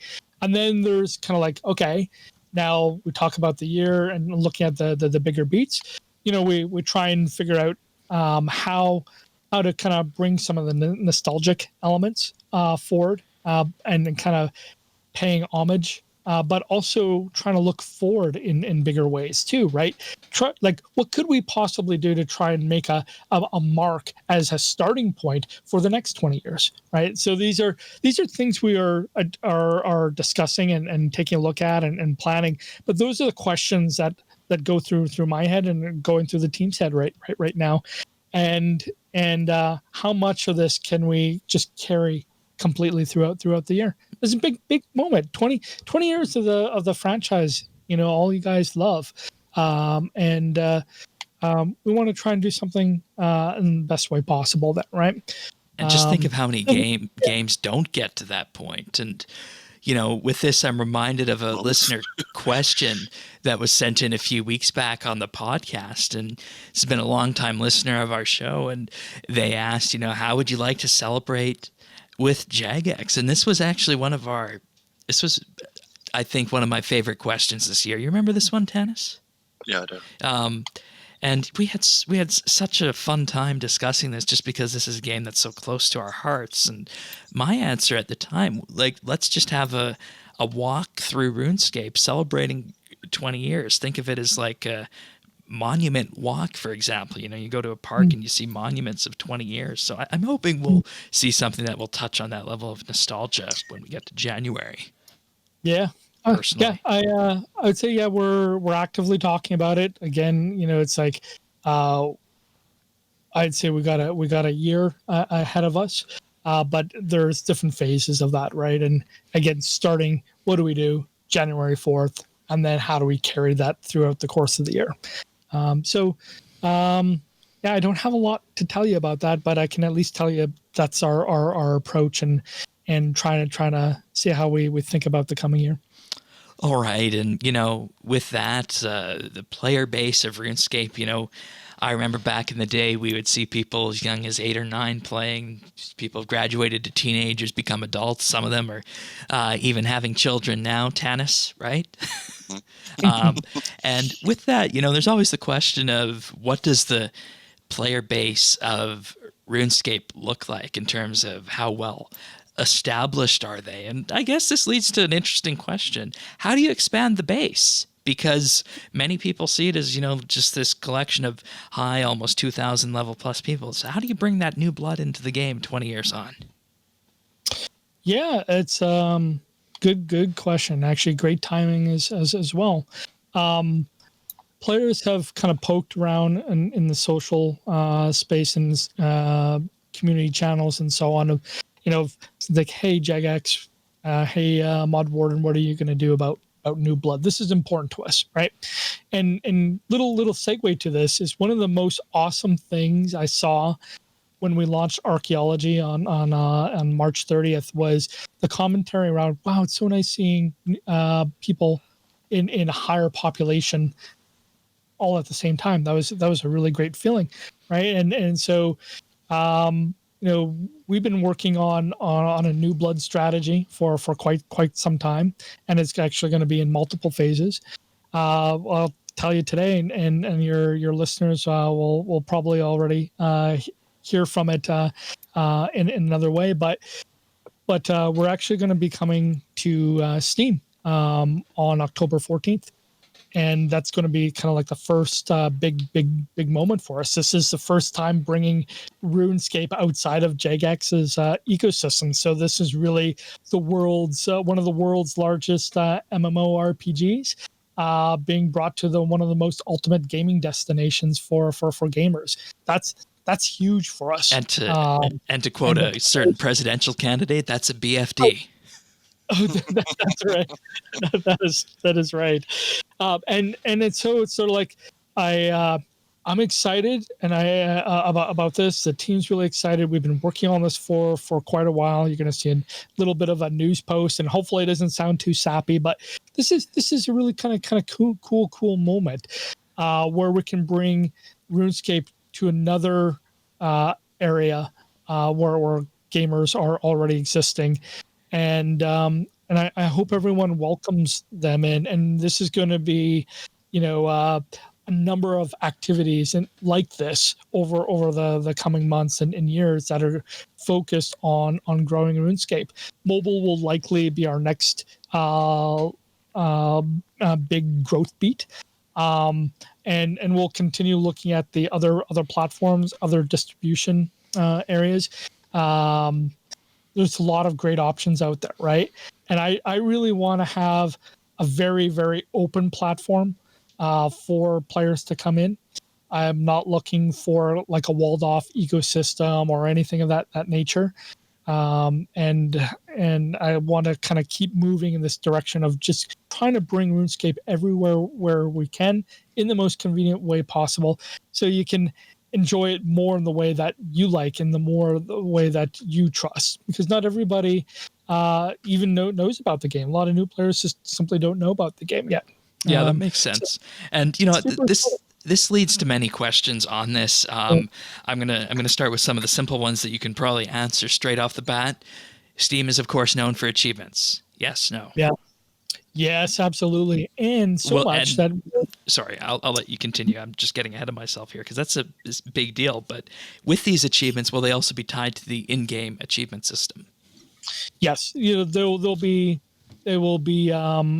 tied into the existing achievements. Yes, and so we'll have Steam achievements. Not every game that on the Steam platform has them. We went all over this. We know that our players and we'd like to think that new players value achievements as well. So that's pretty cool. We're going to have the trading cards and other Steam native things that ecosystem is very familiar with. So we're going to be very well rounded in our Steam offering out of the gate, and we'd like to find ways for all of our players to experience that as well. But so yeah. And, you say all of your players, and what I'm assuming is going to be the case, and you can correct me if I'm wrong here, is that if you're a Windows user or a Mac user, you're not going to have to play through Steam. You can still go to RuneScape.com and get the client and play that way if you want. Yeah, that's right. And so there will be account linking. It'll still be a great cross-platform play experience. We're not going to segment our player bases in any way. We're just hopefully one happy RuneScape universe, right? And so yeah. And, I think that raises other questions. Could a future where RuneScape is on the Xbox in that case, because they're big on achievements as well, could that be a future? Or the Epic Game Store, for example? Yeah, I see all of these as possibilities, right? So, going to other platforms, the things that we try to solve for is what does the interaction design look like? How do you kind of take advantage of the best things that the platform can offer? Also, where are they in their platform cycle? So we're about to hit into next gen console and so on. It's in some cases we might be at the forefront of that. In other cases, we might want to wait and see a little bit, right, to see what this is really looks like and how do we work with those platform features in the best way possible. Making RuneScape on mobile is incredibly challenging and hard for us, right? We make our own game engine. It's not based on Unity or Unreal or some other off-the-shelf engine. We make our own engine, right? And so we're adapting that capability. And every time we look at a new platform, we have to look at adapting the game engine to that new platform, right? So that we can try and give the best frame rates possible and working with controllers very different than a mouse and keyboard, obviously, versus tapping on a hard screen. So those are all the pieces that we have to consider. I would say that an obvious look would be is seeing if we can eventually make it to the Epic Game Store as well. Obviously that's another massive destination for gamers. But if we kind of look at what we're trying to do as a RuneScape team is go where it makes sense as well.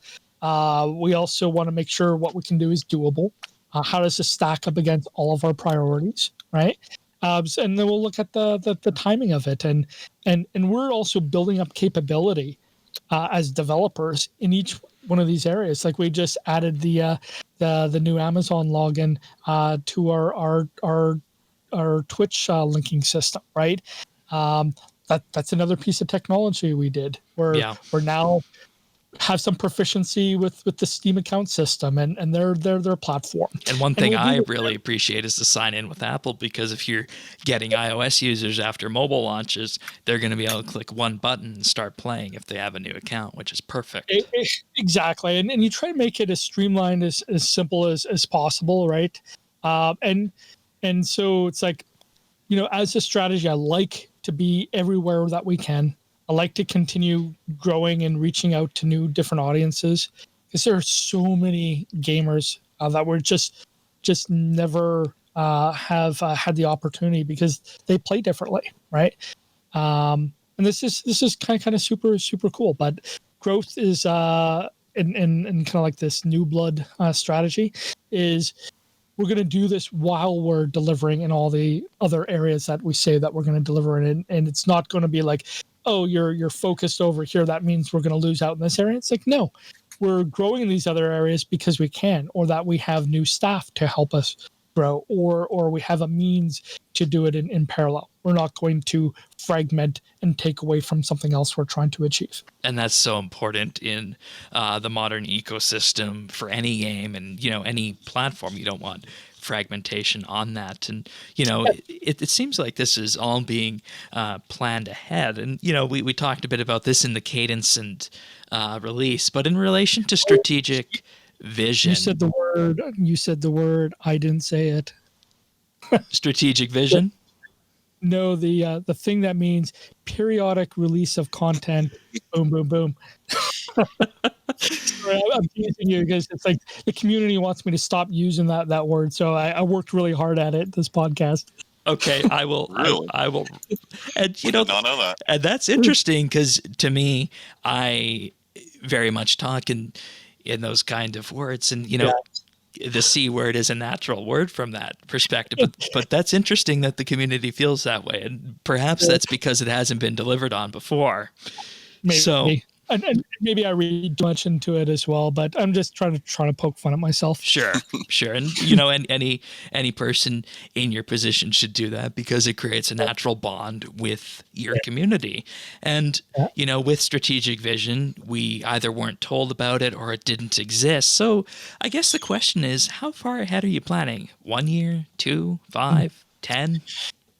Yeah, I would say that it's like, as a company, we try and build, and this is pretty normal. So it's not unique to Jagex. We try and build 5-year plans. And, the longer you try and plan out, it gets harder and harder to be certain about it. Right. And think about plans and roadmaps, they're always changing. And so at a company level, it's relatively normal to be looking at 5-year plans with the games that we have, the products that we have, and deeper into the roadmaps.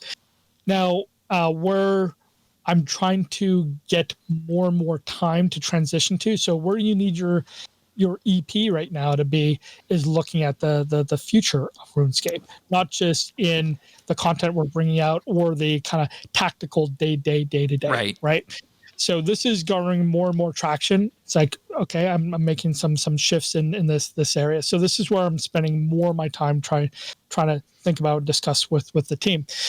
Realistically, what does that look like? I don't know yet, right? What I do know is that RuneScape is a game that is very deep and engaging. It's almost kind of timeless. It is probably even a trusted legacy that kind of gets passed on generation to generation. Oh, I would fully agree with that. Yeah, absolutely. So the way I'm trying to approach this, right, is like I try to look into like in the natural wild, what does this look like? Maybe it's a little like Disneyland, right, where there's a strong IP, strong brand, strong franchise. I'm not saying we're as big as Disney by any means, but maybe there's something that we can look to in that area, right? Some of the timeless components and some of the rich DNA are in some of the staple rides, right? Like Haunted Mansion, or It's a Small World, or Pirates of the Caribbean. But they still add little things here and there to kind of be little relevant and modern to the common day. And then I can go across, if I'm in Disneyland in California, I can go across the street to Adventureland, which is, the biggest, latest roller coaster. But I also have access in core Disneyland, things like Star Wars, right? And the Galaxy Edge, where we've got this whole new expression. Or now you've got some of the other aspects of Marvel starting to come in, right? Maybe this is one way we can kind of look at this.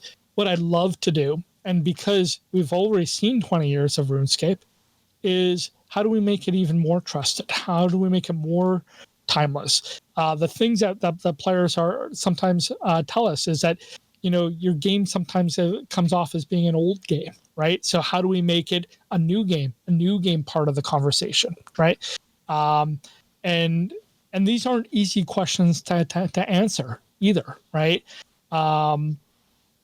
But what I can say is that we're spending a lot more time looking at this right now, and this is where more of my time will be spent on, because I've got to kind of develop that vision and future for it. And then also, technology changes, and that's an important aspect of it, right? It's like, should I be considering things like RTX technology, and would it even make sense for a game like RuneScape, right? That's interesting, because we were actually just talking about that in our monthly bid. It was about the graphics of RuneScape 20 years. How exactly is this going to change? And we asked this odd question. Tanis, was it me or Xanth that asked that question about ray tracing on that? Well, I think you asked a question, but Xanth had actually been working on that at work, and had said he didn't see it coming to RuneScape. Yeah, but these are things I can look at, right? And we have so many great examples, like even like RTX on Minecraft, pretty freaking amazing. Our RTX has come to even like the Fortnites of the world, right? And it's not like we should do what's best for RuneScape, but as we look at trying to create a better visual standard for the game, and you probably heard me mention that I've got a new art director in the team. That's going to help me address some of these things. And certainly I know how much time you spend with the character avatar, right? And how much time you look at the back of your character, and all the glory that's in the cape, right? These things are really important for us. Like, maybe we can be doing something more in these areas. How do we leverage the latest and greatest GPU technology to help us out with that? And maybe I can leverage some of these partnerships and working with AMD and NVIDIA and a number of other partners to see what can we do in this area to kind of take it into the forefront of the discussion, rather than it being, it's like I'm not personally happy with, let's say, the quality of our Mac client today, right? Oh, you touch a string. Or what it doesn't mean that I don't care about, but I've got to hire expertise in this area in some cases, or deprioritize something else so I can focus on boosting up the Mac client. Yeah, right? because some days it's like starting a lawnmower in the cold, where it takes 5 or 6 tries to actually get it going, and then you're playing along and might just quit.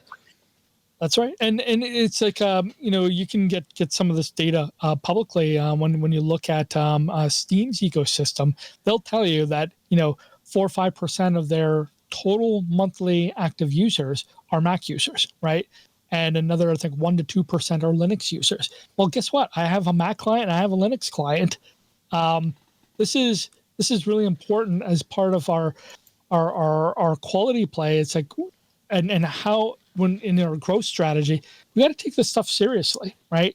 So like maybe as we're looking towards the next 20 years, how do we develop our technology and work with the technology in new ways that are more sustainable, more beneficial to the player, and maybe us pushing the fantasy of the game in some new areas. Now, am I doing anything concrete today? No. So like if you're worried about anything, I don't have anything that I can put in front of you that would indicate that. Right. But these are the questions we talk about frequently on the backside.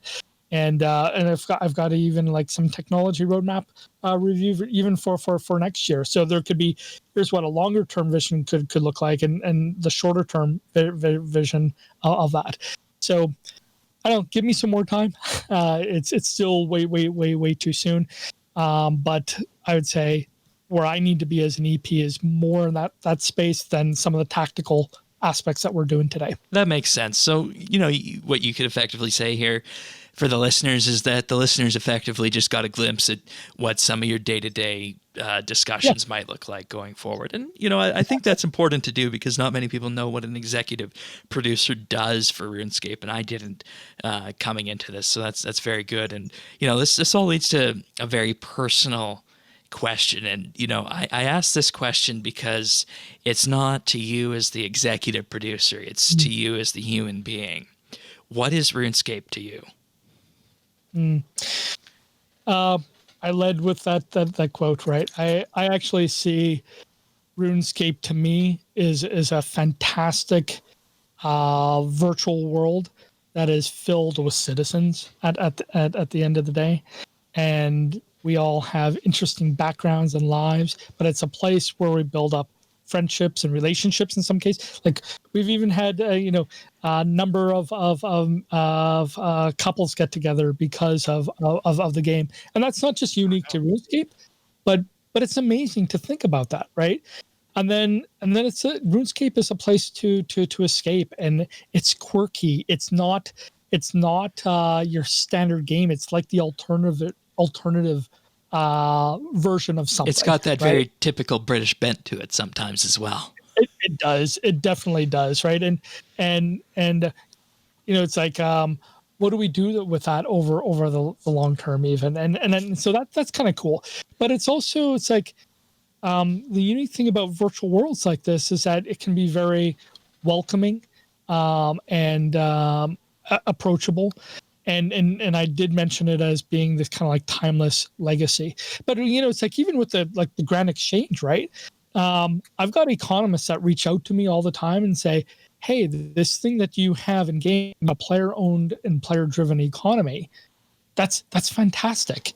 What can we learn from this? Yeah. And, yes. And to me, the Grand Exchange is something very, very unique. There's not a lot of games. EVE Online has their marketplace as well, player driven.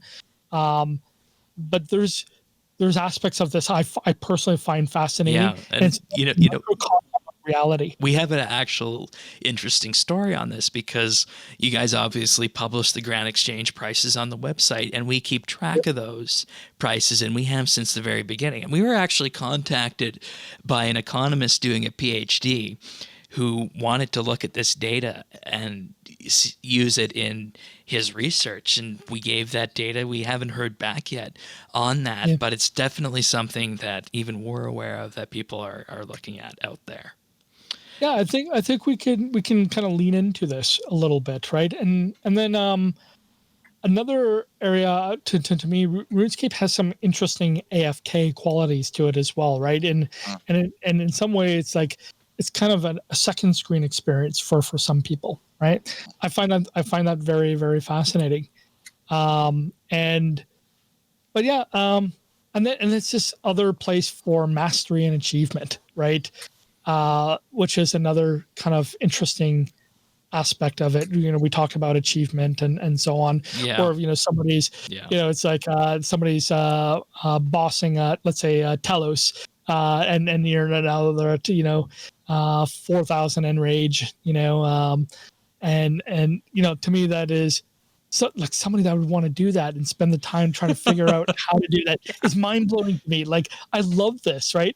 And then there's a cosplay quality, to the game as well, and the expression and identity of characters. But the avatar is at the center of everything, right? We can't lose sight of that. The avatar is at the center of everything, and it's almost like a social app on top of that. But, that makes sense. Apologies if I said anything that offends anyone. I'm not trying to, but again, this is what RuneScape currently means to me. That's very good to hear. And, you touched on achievement and mastery. And, what's RuneScape's endgame? Do we all level up to 120s and 200 mils, or do we go bossing? Or is there something else that you see as the endgame for our characters? Yeah, like one of the elements that, I've have a lot of more discussions than ever on is this end game element, and I think there was some good discussion recently in the community on this as well. There's a lot of different ways we can look at it. We can like in a very kind of straightforward and maybe low hanging fruit way. I haven't talked to some of the game designers about this, so apologies if this feels like a blindside, but it's like prestiging for example it's just like it's there for players if they want it. We just have to enable it. But I just don't want it to be a basic prestiging system either. I would like it to be cool and meaningful to players, right? Yeah, we talked about doing something cosmetic with it, perhaps. Exactly, right? But I want to find the RuneScape-y way of doing that if that's the direction we want to go in. But I talk to the team a lot about systems of this nature, and it's like we cannot create content quick enough for there to always be an end game in our normal frame of content. So how do we get out of the way of that? And another way I am looking at towards the future is like, how could I enable players to be content creators, right? And could I potentially look at bringing a tool set to the game? Now that there's a whole lot of complexities in that, and for any company in that area. But I'd love to see players being content creaters. I just have my jaw drop with that, because that's something I never put two and two together with RuneScape. Well, I'm already thinking of quests we could create. Oh, I'm thinking of accessibility features left and right. That's right. Right, and so that would be kind of interesting, and I think this is a very underrepresented, overlooked aspect of the game industry is letting players be content creators and involving them in different ways. Like easier said than done, right? Because absolutely, we have a custom game engine, custom tool set. RuneScript. It's hard for us. RuneScript, that's right. It's even hard for us to make elements in the way that we want to.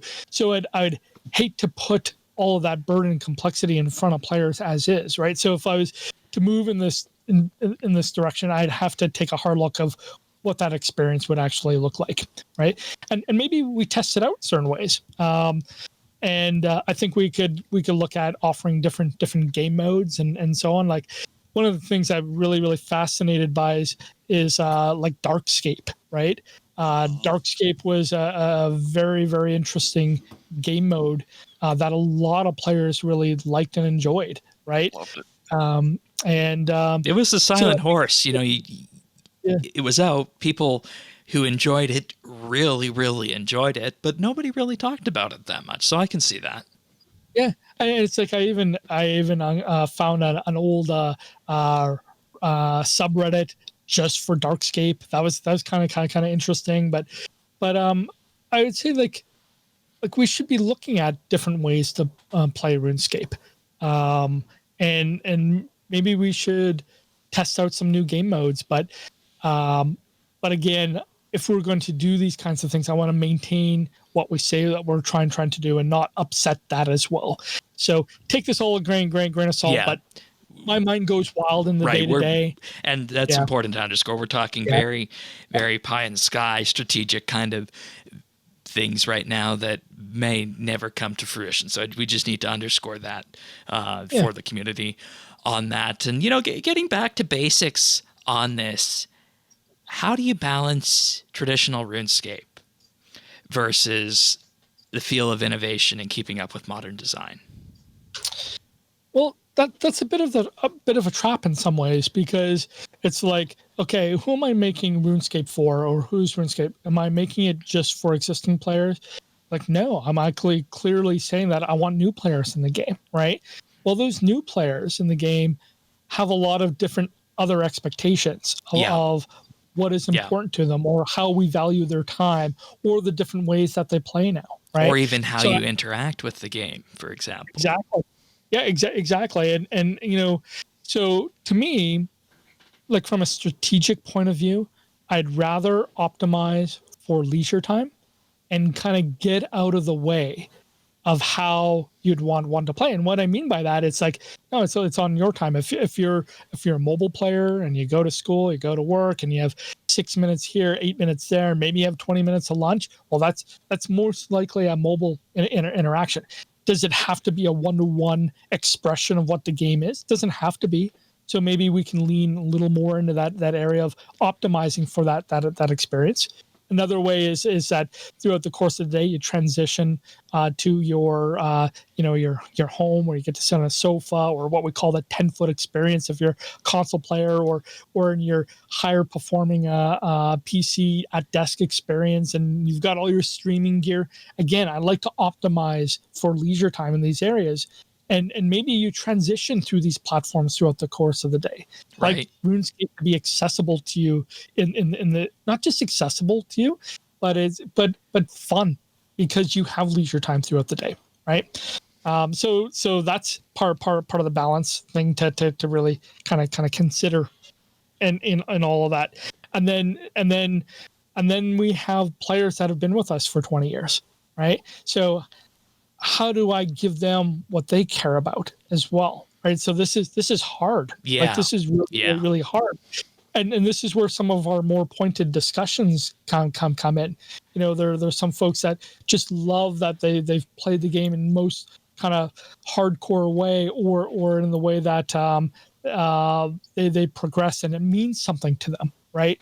And then all of a sudden you introduce something else that means something different to somebody else. That's the hard part, is how do you put smile on everyone's faces? And maybe this is where I can look again in the wild, look for natural looking examples of how people behave and react in there. I do know we have to evolve. We should always be evolving. We should always be improving. I don't want the game to stay stagnant. I don't want it to just be the way that you remembered it 20 years, but I also want to respect the journey and all the brains and content creators that contributed to that and the feedback people gave that helped shape it, right? Yeah. So, and with that, you know, someone makes a new account or they download the mobile app. We're 20 years in. What's the first thing you want them to see? And if they don't see that now, what do you want to change to make them see that? Well, I talk about this with the team frequently. It's about the first impression. Like I want the player to feel like they have a responsive game. I want them to believe that this is something that is part of a larger, wider community. I also try and want to solve some of the difficulty mountain in learning the game and that onboarding experience. We call it a FATUI, or first time user experience. I'd like that to be very simple and get out of the way of you getting in. Like even as simple as something like an overcomplicated account creation process or character creation process can really churn players out quickly. Or if they feel it's like, oh, this is an old game, old people play it or whatever. That's what I have to right. focus on. Or the graphics look dated. They look like they're from 2013, so to speak, and that sort of thing. And our art style is very inconsistent throughout the game, right? We have like even the user interfaces. We have more than 3,000 user interfaces in the game. That's not going to change overnight. We're not going to address all of those for a mobile launch, but I have to find the highest priority ones to make a good starting point, right? And so like we've got some very capable people on the team with mobile backgrounds that are helping us understand where these areas that we have to address. And then it's the continuous improvement. So I want players to know that it just doesn't stop here. We're going to continuously improve this. We're going to look at the feedback. We gather obviously a lot of like crash reporting data. I want the game to feel stable, right? That might mean I have to make some like min spec calls, right? Just so that I can give you the frame rate. You know, it's like one of the things we're looking at is like what levels of Android versions that we need to support. And because it gets complicated. Yeah, you know, the absolutely. Devices is hard, but I don't want to alienate anybody intentionally, right? Like it's not what we're after. And so it's like trying to find the right balance of how do we make the game accessible to as many people as possible in the best way, but there are going to be some tough calls in doing that. All right, and you know we're at pretty much at the end of our conversation here, and we're just gonna wrap off with a bit of a philosophical question. What does the next 20 years of RuneScape look like? If you had one chance to lay this out right now, and granted, planning for 1 year is difficult, but if you could just have one vision 20 years down the line, where's RuneScape at after 40 years? After 40 years, oh gosh, maybe who knows? Like maybe augmented reality and VR is a thing, right? I the interesting tie-in for me is the idea of the virtual world. It's like we're having more discussions in the game industry and the entertainment industry around metaverses. I know maybe RuneScape is a big component of a metaverse in some way. Very philosophical there, right? Better ways of expression and kind of being part of something bigger than you are. This is where you can nurture complex relationships and maybe feeling risk and loss and all of these other kind of behavioral elements that are tied to the human condition. These are the areas I think about in just entertainment in general. I don't know, maybe it's a lame answer, but I'm optimistic about something like that. All right. And I'd say my biggest hope, and I think the thing that all of our listeners definitely want, is to hope that there will be a RuneScape in 20 years. Yeah. So, and that's my minimum hope with that, because so much can change, so many things can happen, and very turbulent. So, we hope for the best on that. The game industry is fairly volatile, right? Yeah. Yeah. And this is why I want. Like one of the objectives that I have in building the business for RuneScape is simply addressing that. It's not kidding. Like we talk about how do we continue to make RuneScape for the next 20 years, and that means that it's got to have a good, responsible commercial route to it, so that we can do that. That we have capability and skill to make content in fun and engaging ways, that we have a technology that helps us carry us forward. Now we have the right tools and people to help drive that, and at the end of the day, the objective is to put a smile on somebody's face.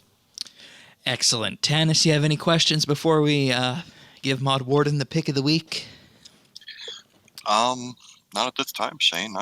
I'm just taking it all in, thinking about next 20 years. Thinking about where we've been, where we've come from. Yeah. And, exactly. it's an adventure, because I think one of my favorite ways to look at RS personally is that it's not about the end goal, it's about the journey. And that journey is enhanced by your friends. It's enhanced by the content you play. And, we've made so many friends over the years, and it's just such a privilege to be able to chat with you about this at this point in time. So I really appreciate it, and you said it really well. It is about the journey in the end, and again, it's like the human condition, right? Yeah. It is about the journey. Yeah. So, what do you have for pick of the week? And of course, this is the segment of the show where our hosts can share a book, movie, app, TV show, game, anything you've been up to currently that you want to share with the listeners.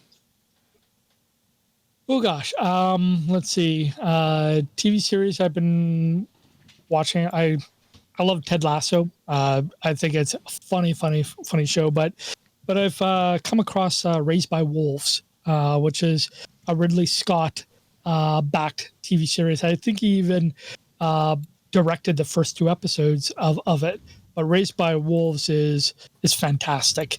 I'm honest in other areas, but I love this kind of universe that he keeps building upon. Very, very, very interesting. I love Raised by Wolves. And from the jacket, Raised by Wolves centers around 2 androids, father and mother tasked with raising human children on Kepler 22b after Earth was destroyed by a great war. So that's science fiction at its finest with that. Oh my gosh, it's super quirky. Like it's just really weird, odd. The pacing, sometimes it's a slow burn. It's not a very action-packed thing, but it's like gives you enough time to kind of think between the moments, and again, like I love themes around the human condition. I try and read a lot of books in the space, and few peers in the industry. We talk about a lot of similar things, and we kind of trade things back and forth that kind of make us think a little bit. All right, that sounds good. Anything else before we wrap, Mod Warden? I love that you guys what you do for the RuneScape community, and just flat out, it's like oh, you guys have a really good positive attitude about things. Really appreciate that. I really appreciate you just giving us some time and coverage of the game, and I listen to you pretty frequently actually, and so yeah, thank you for everything you do. Wonderful. All right. And of course, if listeners want full show notes for this episode, you can find this at update.rsbnb.com. You can also subscribe to the podcast on any podcast listener out there: Apple Podcasts, Google, Spotify, Pocket Cast, Stitcher, practically anything, even YouTube. Just visit update.rsbnb.com/subscribe. You can also, of course, catch up with us on Twitter at RSBNB and our friends chat, BitsBytes, in-game. So with that being said, we'll see you guys all for next week, another episode of RSBANDB Update. Take care, everyone. See ya. See ya.